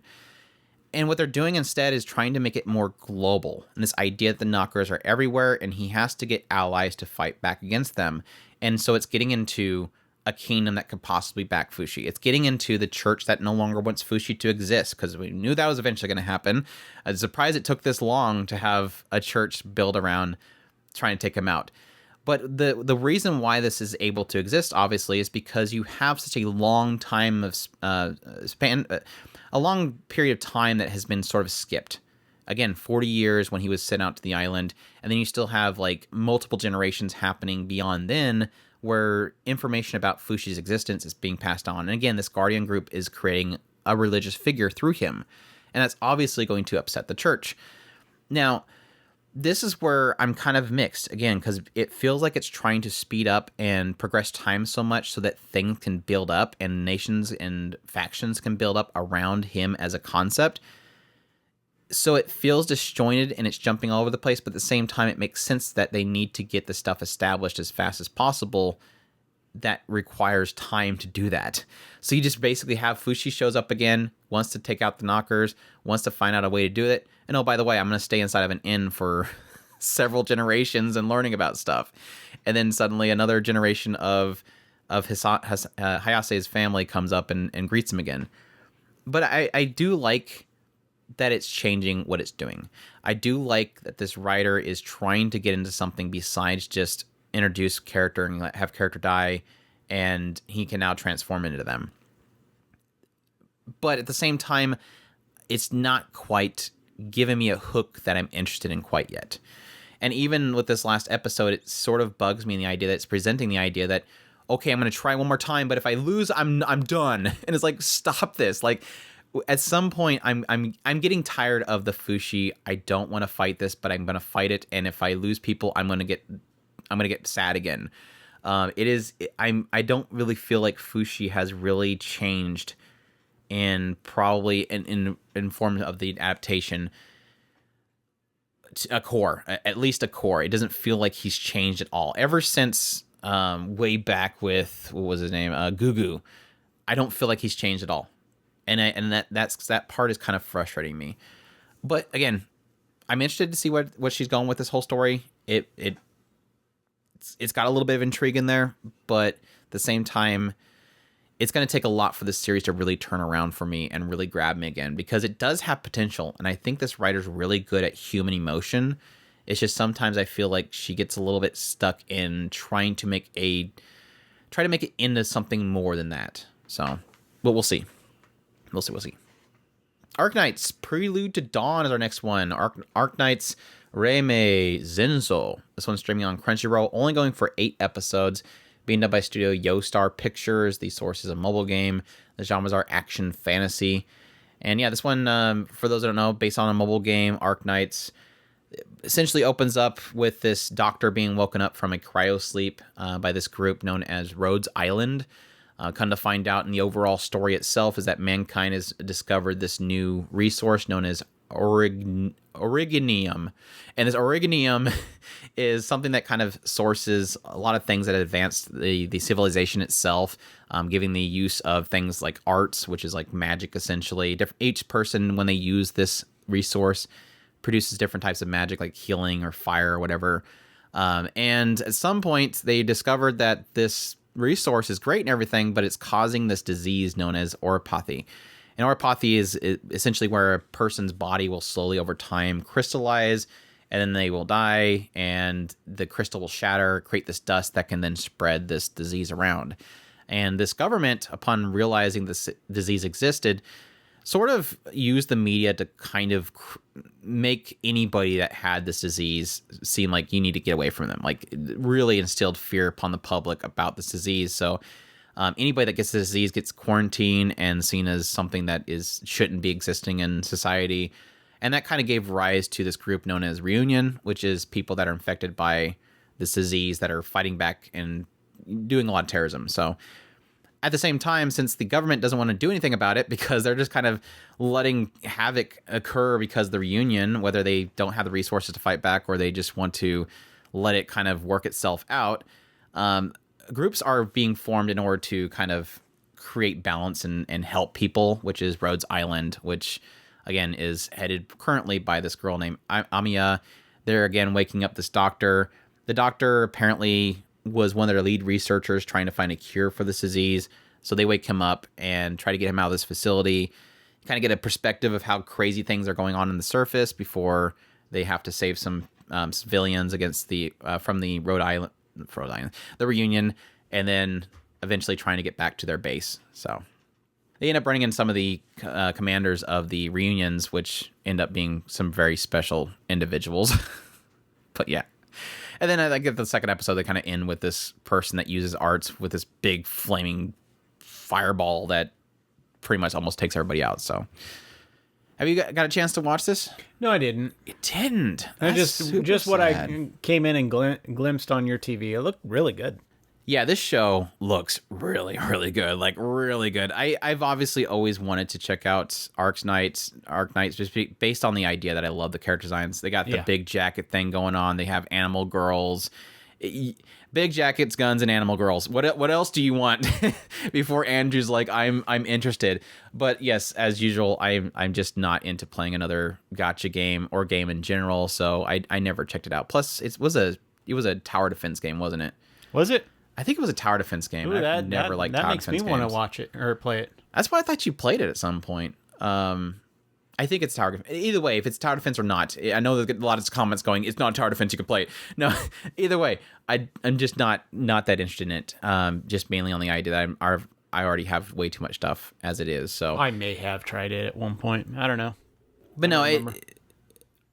But I was drawn based on the character designs, and I think this adaptation is nailing the character design. It's nailing the aesthetic. It's nailing all that stuff. It looks so gorgeous, and it makes me want to play the game because of that. But no, that aside, the fact that it's based on a mobile game, that aside, I really do love what I've been presented with so far. I think the only real sticking point I think that some people could have, it's not that big of a bother to me because of how they're doing it, is yes, you having this quote-unquote main character doctor who just doesn't seem like they're even there. They've lost their memory, and everybody wants him to command them, and he's not, and they kind of just skip over it. It doesn't bother me personally because I like the fact that so much of the focus is actually on the characters around the doctor. Amiya, her struggles with wanting to save everybody, but yet having the mission at hand that she has to focus on. Doberman being sort of the opposite to Amiya in the idea that she wants to push Amiya to focus on the mission at hand. And unfortunately, and not that I don't think that she wants to, but knowing that this is the purpose that we need to focus on and we can't save everybody. Ace kind of being the middle ground there. It's fantastic character so far. And when Neural showed up, I was like, gosh, I really want to play this game. Neural is like the shielder girl. She is absolutely fantastic. Gives a little bit more perspective to Doctor and the idea of somebody, losing their memories and focusing on the current and to the future.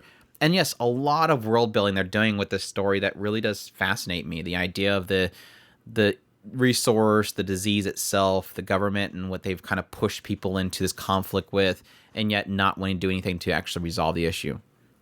So it's kind of really, it's doing everything that I want. Visually, directing, the story, everything is really fantastic. And I give a lot of credit to just the style itself outside of the character designs and stuff like that. Just the perspective shots, the filters, the visual style they're giving each of the scenes. For example, this opening sequence is the doctor waking up from cryosleep. And so it's a perspective of them laying on the table looking up at Amiya, and she's looking down on him. And they have this whole conversation happening while the doctor's looking up. And then that kind of proceeding to other scenes where most every scene where you have characters are kind of just talking, you don't just have a shot of a character's face and the mouth is flapping. Instead, you have a lot of different changing angles of them standing there, angles from their legs or looking up from the ground. The perspective shots are really fantastic in the series. Yes, you can say some of it's male gazy, but it's just really good artistic choice for a lot of these shots, and I really do love it. I can't say enough visually. It's amazing. But yeah, music, the ambience, everything presentation wise is good, and the story so far is interesting. It's not doing anything that's bugging me. It's doing really well to explain what's happening. Yes, you're kind of getting perspective of Doctor, and they're having to explain it to the Doctor. It's doing really well of building the world itself while just having these in-between moments of them having to get to one location to the other or fight back against somebody. So it's really good. I really do love it. I think my only misgiving that I have is it's only 8 episodes, and so I don't think we're going to get very far in the story itself. So we'll have to wait to see. I will say, I made a first impressions video and put it up on YouTube, and my gosh, the Arknights fans are very passionate. I got already within like 24 hours, I got like 100 comments, and it was like, just play the game. Just play the game. Just play the game. Let me tell you about the whole story. Just play the game. It's not a self-insert character. Doctor's not the main character. So to let you guys don't know, the Doctor isn't the focus. The other characters are. The story's really, really good. The music's amazing. Play the game, and what was the other ones? This is not a advertisement for the game. So apparently the game this anime has been adapted purely because they just wanted to make it for the fans. And which I will say, it feels like there's passion in this. Again, they're putting so much effort into it, but it's still an advertisement. They still want people to play the game. But yeah, I'm looking forward to more. I just hope that it has a really solid end to this. And yeah, I would even argue I would love if they just keep adapting. Like if they keep this style and this quality, adapt the whole story. Because yeah, from what a lot of people are saying, is the other thing, the story's really good. So apparently the story's really good, Chris.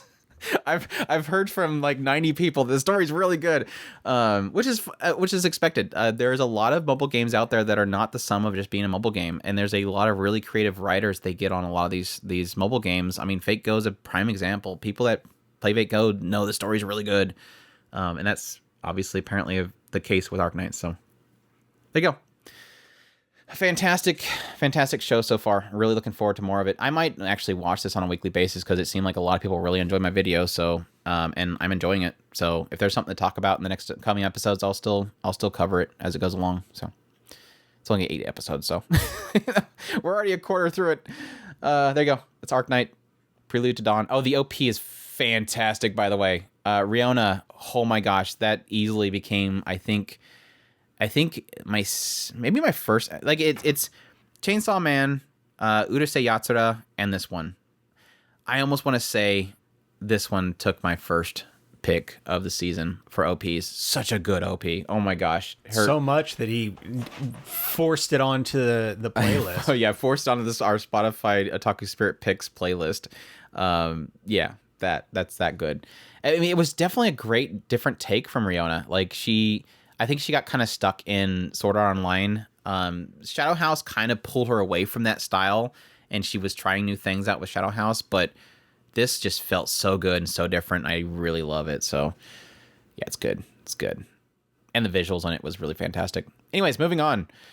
Kancolle. There's another browser game. Did they ever make a mobile game of it? I think it's always been a browser game. That's why it kind of was not very easy to get a hold of over here. But yeah, another game adaptation. I did try this Kancolle. one.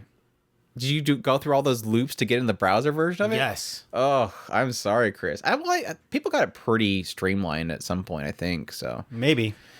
I've heard it was very addictive. Back when I did it, it wasn't all that streamlined. I heard it was very addictive of a game, that's for sure. But no, Kancolle. See you again on another quiet blue sea. I still don't believe this exists. Where is it? It doesn't. Kancolle Itsuka Ano Umi De. This one's streaming on Crunchyroll, running for 8 episodes. We finally got the first episode of it, like literally a couple days ago. Oh, is that why I didn't see it? Dean done by Studio ENGI. Zamazar action sci-fi slice of life. Now, first of all, you can watch the show without watching the first season because it's not it. So far, it doesn't seem like a sequel. It actually seems like a prequel because I think it jumps back in time. But no, it's kind of a struggle for me in that point. Like on one end, I'm happy because the main character is Shigure, and Shigure is easily one of my favorite character designs in the original Kancolle. Yes, I love Kongo, but that was because the anime made me fall in love with Kongo, because Kongo des. But this one I love because Shigure is easily on my... It's enough that even before I knew who she was, I just bought a figure of her because I loved her design so much. But no, yeah, that's the struggle that I have here, is it's not technically a second season to Kancolle, even though it is another season of it, just based on the idea that it doesn't continue with the nasty cliffhanger that we got from the first season. Like, we still don't even know what happened after the end of the first season, which was nasty. But yeah, after, 8 years now? Yes, no, 7, because I think it was 2015 was the first season. We finally got more Kancolle, and it's not even the same characters. Instead, we kind of open... For those that, to get an idea what Kancolle is essentially ship girls.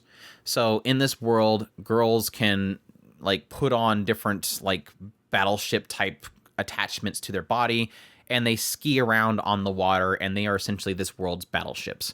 So each of these different very famous battleships from history are now cute girls. So yes, this ship Shigure is this cute girl that slides around like roller skates on the water and shoots cannons.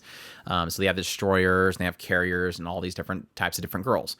And that was the concept in the game itself, is that you're quote unquote building the girls, and then you send them out on missions and they fight against these abysses, which are kind of evil ships and submarines that are fighting back against them. But yeah, opening up this season in particular, we follow Shigure, who is... Here's where I'm already getting my problem. From what I'm assuming, based on how terribly it was told at the very beginning, it seems as if Shigure went on these missions with these other girls. They all got taken out, and so she was the only survivor.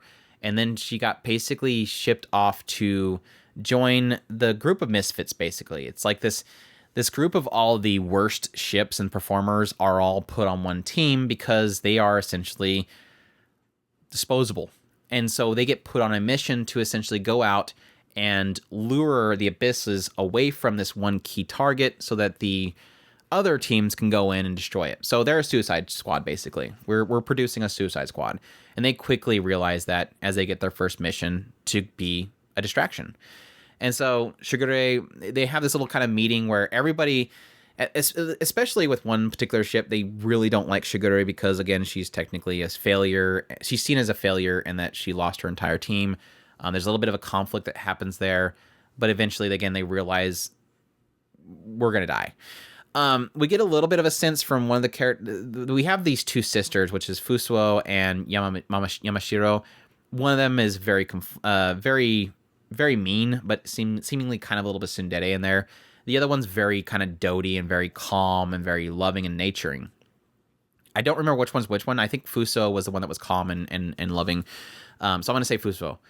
Fuso basically flagged the hell out of herself in the first episode because the entire episode, or like half of the episode, is her essentially telling Shigure, take care of my sister. Take care of the team. When we go out there, just make sure to protect everybody. Take care of them, which basically is saying, Shigure, I'm going to do something selfless, probably die, and I need you to run off with everybody else.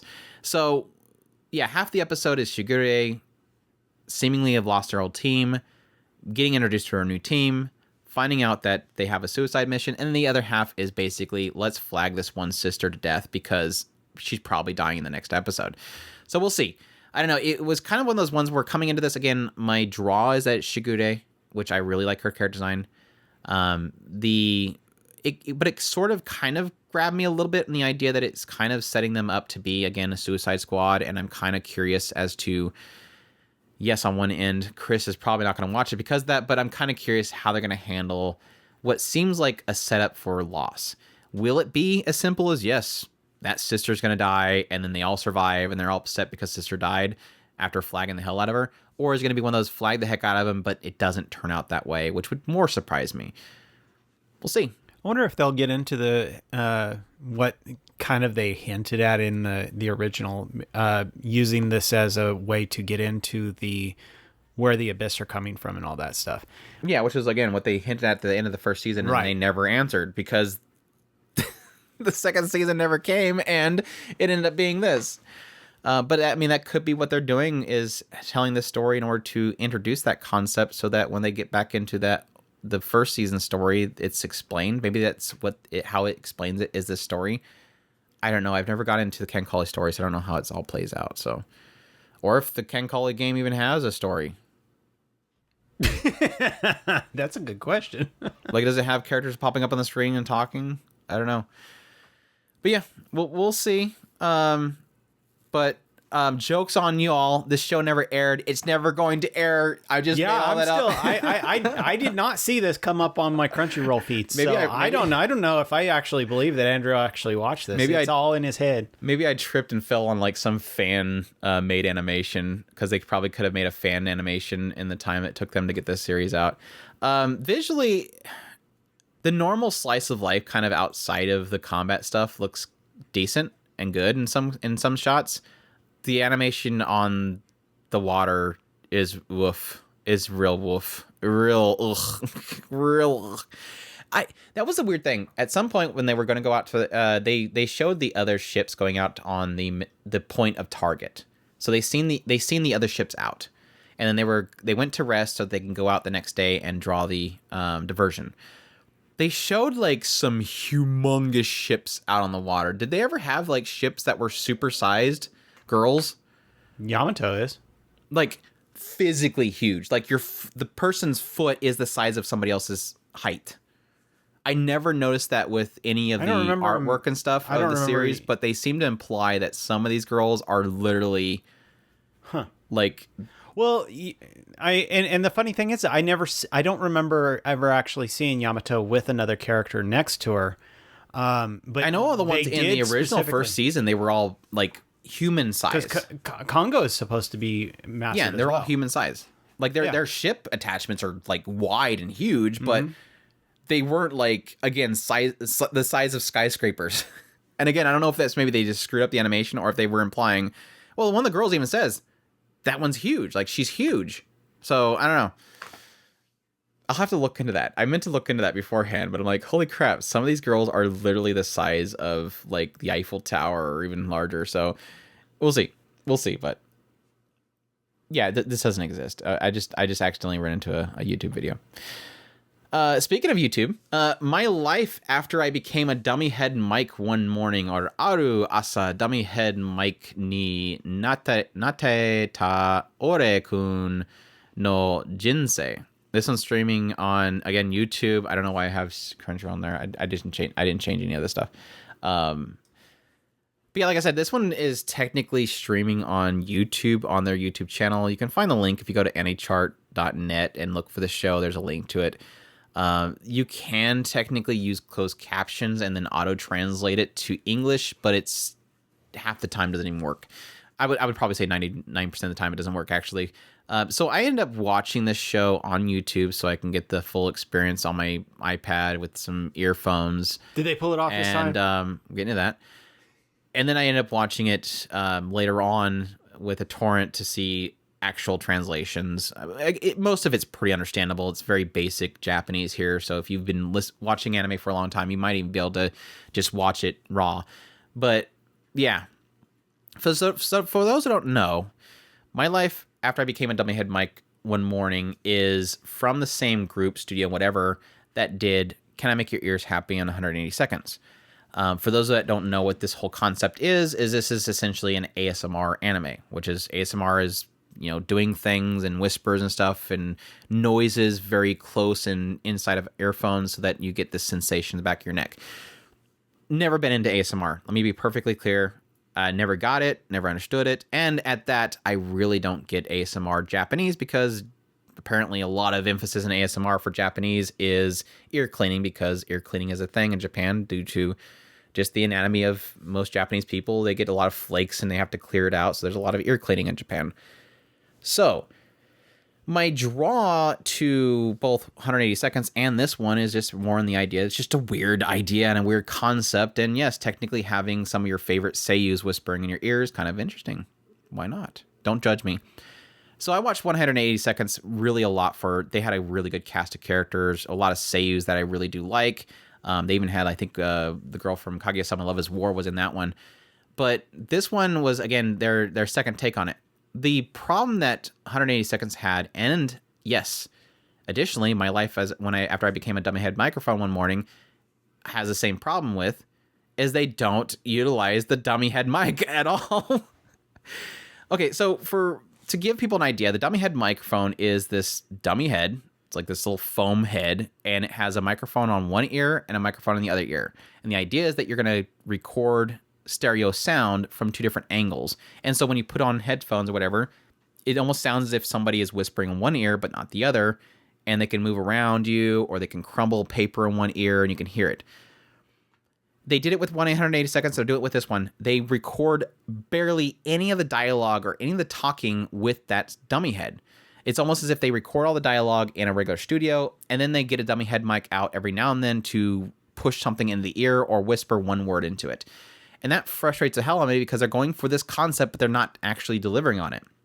So yes, when the characters are talking in the room, it just sounds like they're talking at your face. And then suddenly out of nowhere, boom, suddenly they're talking in one ear, and it's like, wait, why is suddenly they're talking in one ear? Anyways, that aside, they suck at dummy head mic recordings. Let's just make that perfectly clear. They'll never do it good, apparently, because they're on their second show now and they can't pull it off. I could put that aside. And again, I don't care for the ear cleaning stuff, and they keep doing it. You get a little bit of like eating stuff in here as well, sleeping ASMR stuff in there as well, which they do perfectly fine with.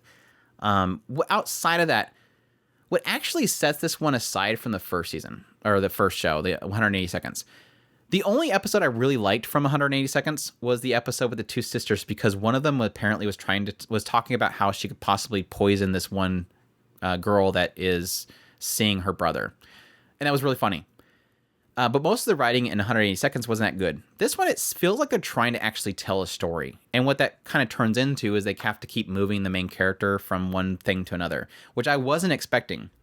So what you're essentially getting here is, as this opens up as the first episode, guy gets hit by a car and he reincarnates as a dummy head microphone. And so he's in a classroom, an ASMR club, and there's two girls in the room, Panda and Yuri. And Panda's entered in the room, and Yuri is doing this practice for ASMR for this festival. And Panda sits down. You quickly realize Panda likes Yuri, and Yuri doesn't get it. So you're having, essentially, the story is Panda is kind of is into Yuri, and it's an unrequited love, and she doesn't really know how she can express that. So you get these little kind of jabs every now and then to kind of try to, get the hint that this girl likes you kind of moments, while at the same time they're just talking about random stuff. Transition to the next episode, suddenly he's the seat of a bike. He's Panda's seat, Panda's bike seat. So yes, girl has to sit on the bike, and he goes how soft it is. But Yume shows up, and Ume likes Panda, and Panda kind of gets it, but Panda likes Yuri. So you're getting a lot of Yuri in the series so far, and you have a little teasing that's happening in that episode. Cut to the next episode. He suddenly, it seems like every day he changes. The next episode, he's a chicken, and he gets he gets picked up by the farmer, and then cut scene, and he's fried chicken. And Yuri just bought the fried chicken and takes it back to the classroom. And so Yuri's sitting there with, I think it was Ume, and they're eating fried chicken, which is the main character who has been reincarnated as a chicken and fried. And then cut to the next episode, he's now Yuri's pillow, and Yuri is talking to Panda on the phone, and she falls asleep on the pillow and starts to drool on it. So, now, I want to say one thing that will sell this series to a large portion of our audience. Who is voicing the main character? Well, I have a cheat sheet. You do. The seiyuu that voiced Rudius. So the entire time you're watching this show about a guy being isekai'd into random objects and hanging out with cute girls is voiced by Rudius. And yes, it's pretty much his adult voice. So it literally, watching this show, it really feels like Rudius's old 40-year-old self is inside of all these objects. He's not as pervy as Rudius, but he does make some jabs here and there. Like, again, how soft Ume's butt is when she sits on him. Or, Seishun and girls eating him, technically. That's,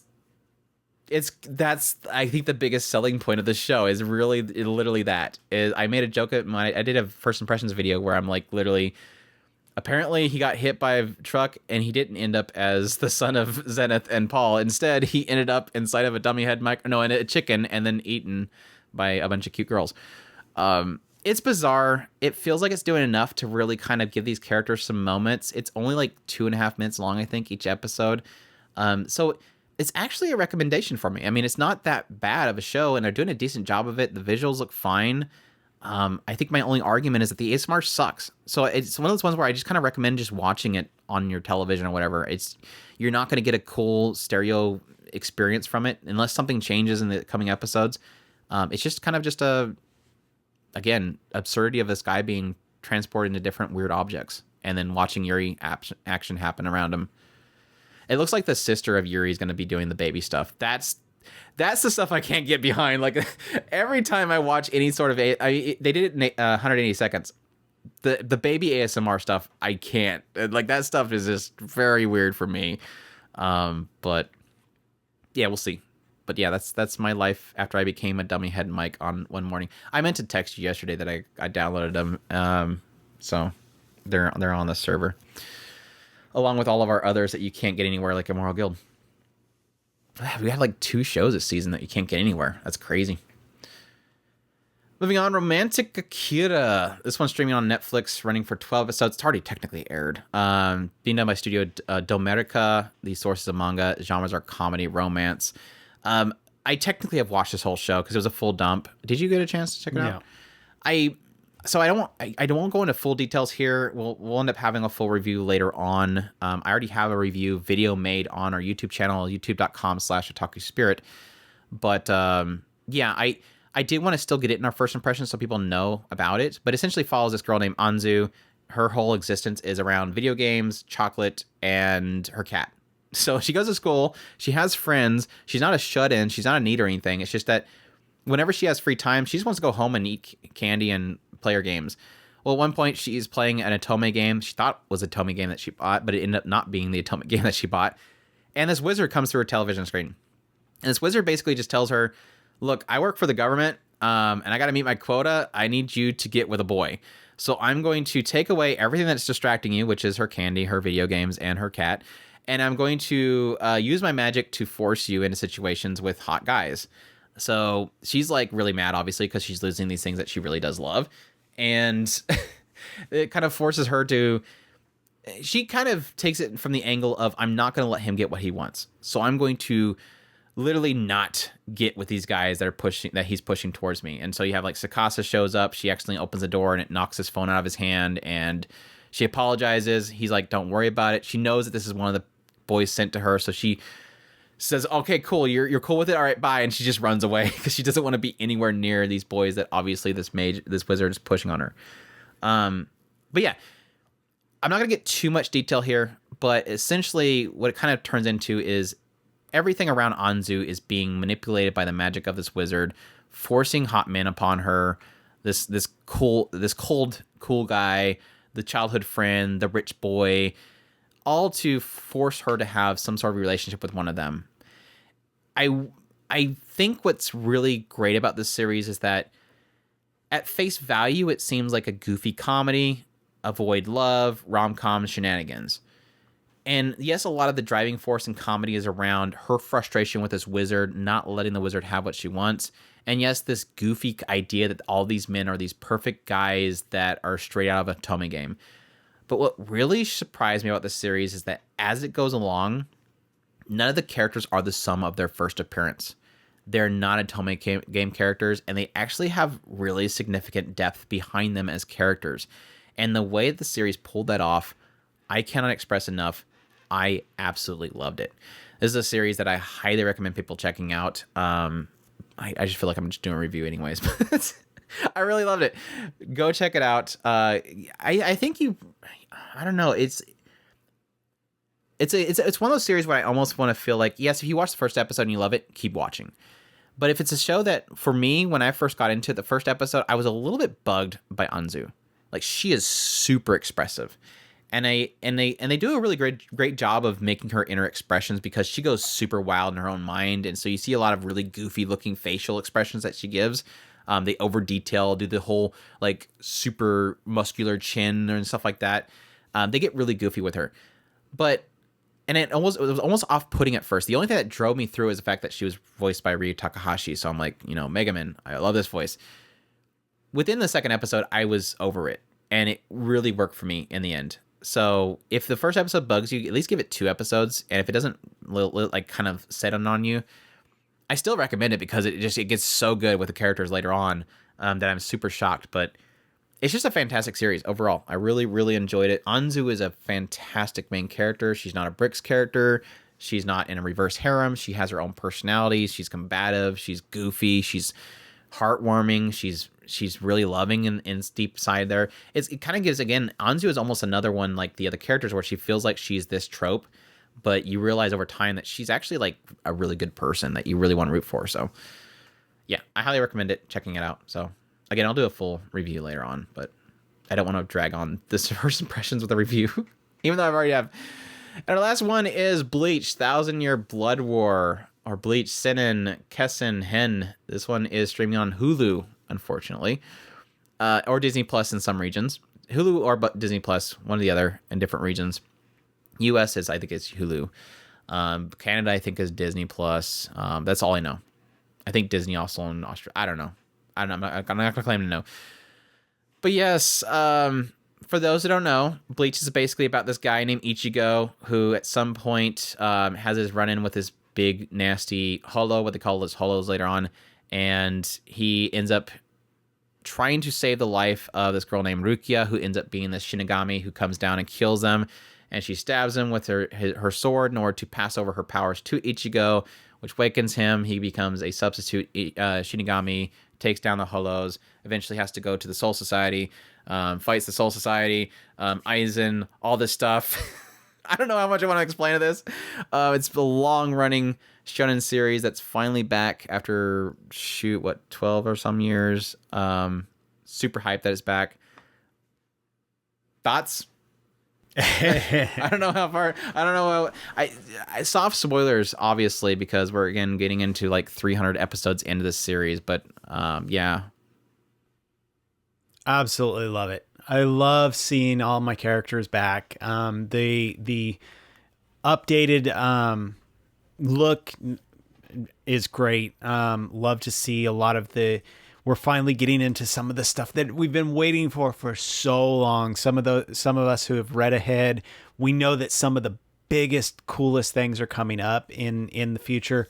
I love seeing the tool that is kind of the main crux. It has already come out and out in the forefront. So yeah, I'm super excited.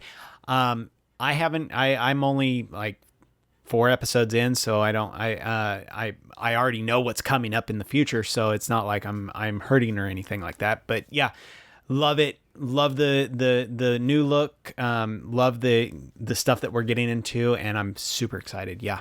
Apparently they've already revealed the core crux of the story, and we just don't know about it unless you've read the manga.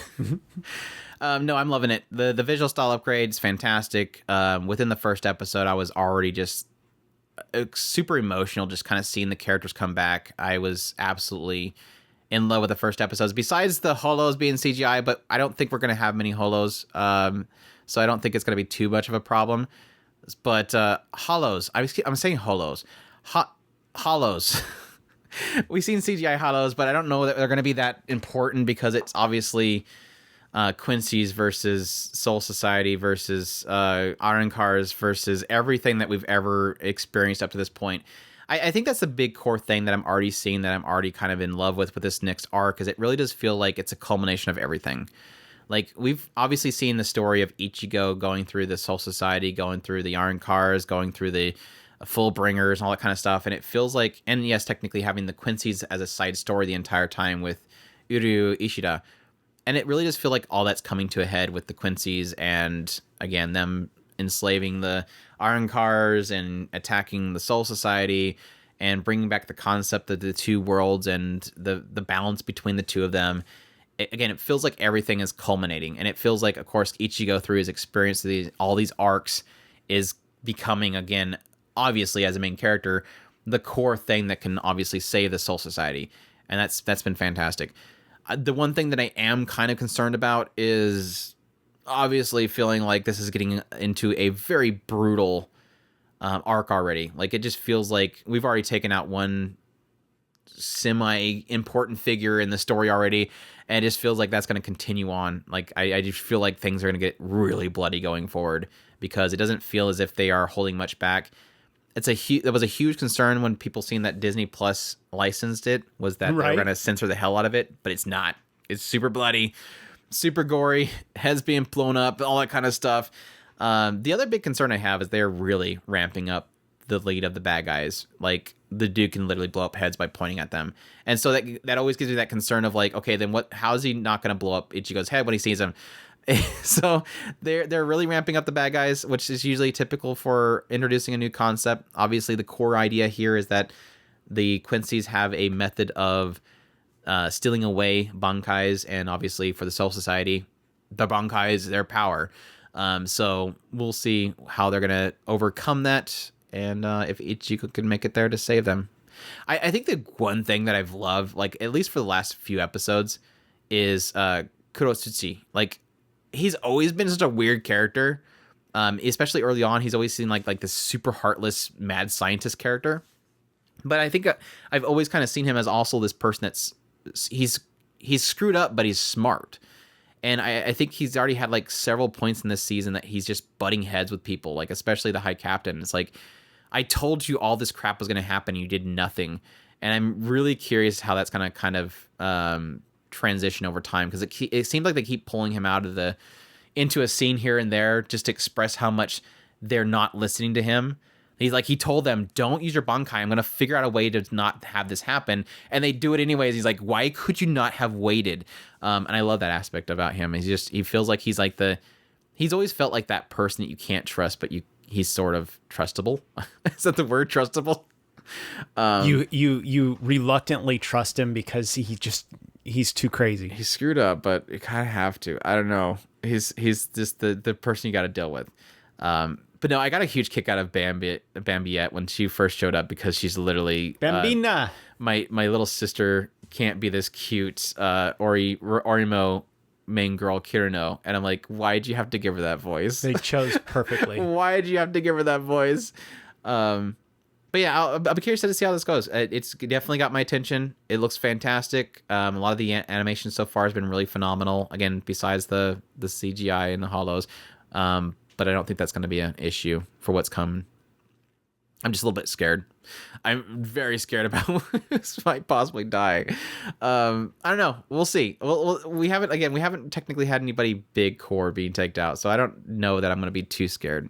But I'm just regretting the first one's going to happen. So yeah, looking forward to more of this. Definitely fantastic. It's hype, super hype. I was wanting to cover this show on a weekly basis on the YouTube channel, but it doesn't seem like. I think there's a fandom. There's always been a fandom, and there's the core YouTubers that cover the Bleach stuff, and they're the ones that get all the hits. So my videos just kind of go peter off, and I'm like, I want to cover it, but at the same time, it's not that. I don't know. It just feels bad. It's one of those with some of the stuff that's coming soon. You're almost going to want to just let that steam off. Probably. It's going to be fun. I might just. I don't want to overhype. I'm already overhyping it, but when it comes down to it, I'm stupid excited about wanting to see some of the stuff that's coming soon. I really am. Yeah, it sucks that it's going to be split core, but again, if they keep this quality, take your breaks. If you're going to keep to this quality, take the breaks. Because honestly, like even when I was rereading through the manga, I still took time to go to the animation and watch the fight scenes, because the animation back then was even phenomenal, and was really more the music. Like, oh my gosh, the music, the music of the old series. Like I went back and checked some of the fight scenes, like, oh my gosh, the music's so hype. But yeah, and the ED in this one is fantastic. So Wanna Hear Yuki, so good. Anyways, that's Bleach. Looking forward to that one. That's it. That's all the shows we're going to cover. No, I wanted to get back to watching Sidanshi, but unfortunately, it's only 4 episodes on HBO, so I didn't get a chance to get to that one. But I will eventually. And again, probably since it's already pretty much done, I'll just go watch it and review it later. But of course, I'm still not sure what I'm going to do with Biscuit Hammer. I think I've kind of decided I was going to check out the manga. So I might not get back to the anime, but we'll see. The other one, of course, being Uchiwaramono. I've completely not been watching that since the new season came out. So I'm going to take some time to get caught up on that one, but still, for sure, I'm still watching Uchiwaramono. There's no way I'm not watching that show. So, because we're on the final season and we're almost done. Right. But yeah, that's all for our first impression. Hope you guys enjoyed all these first impressions. It was a lot of fun. Next week we'll get back into actually doing a news bit, so we have tons of stuff to probably cover on that news bit and discussion. So that'll be a lot of fun. As per usual, you can go to our Discord, link at otakuspirit.com or in the description of this podcast. Join up there. You can ask questions there. We answer them on the podcast itself on our discussional podcast episodes. But yes, we hope you guys enjoyed. And again, at otakuspirit.com, that's all of our links for all the way that you can social media to link to us and ways to support us. We greatly appreciate everybody that supports the channel. And y'all take care. Os.